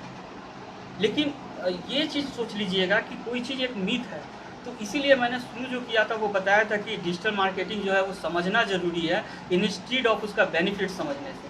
किसी चीज़ को हम समझ जाते हैं तो उसका बेनिफिट्स और उसका डिमेरिट्स, मेरिट्स, उसका एडवांटेज, डिसएडवांटेज, यूज, सब कुछ हमको मतलब बेहतर से समझ में आ जाता है। यहाँ कोई आपको नहीं बताएगा कि पेज कैसे बनाना है, यहाँ कोई आपको समझाने नहीं जाता है। वो कहेगा कि नहीं ना, हम कर देते हैं, हमको 200 रुपया दे दीजिएगा, 500 रुपया दे दीजिएगा।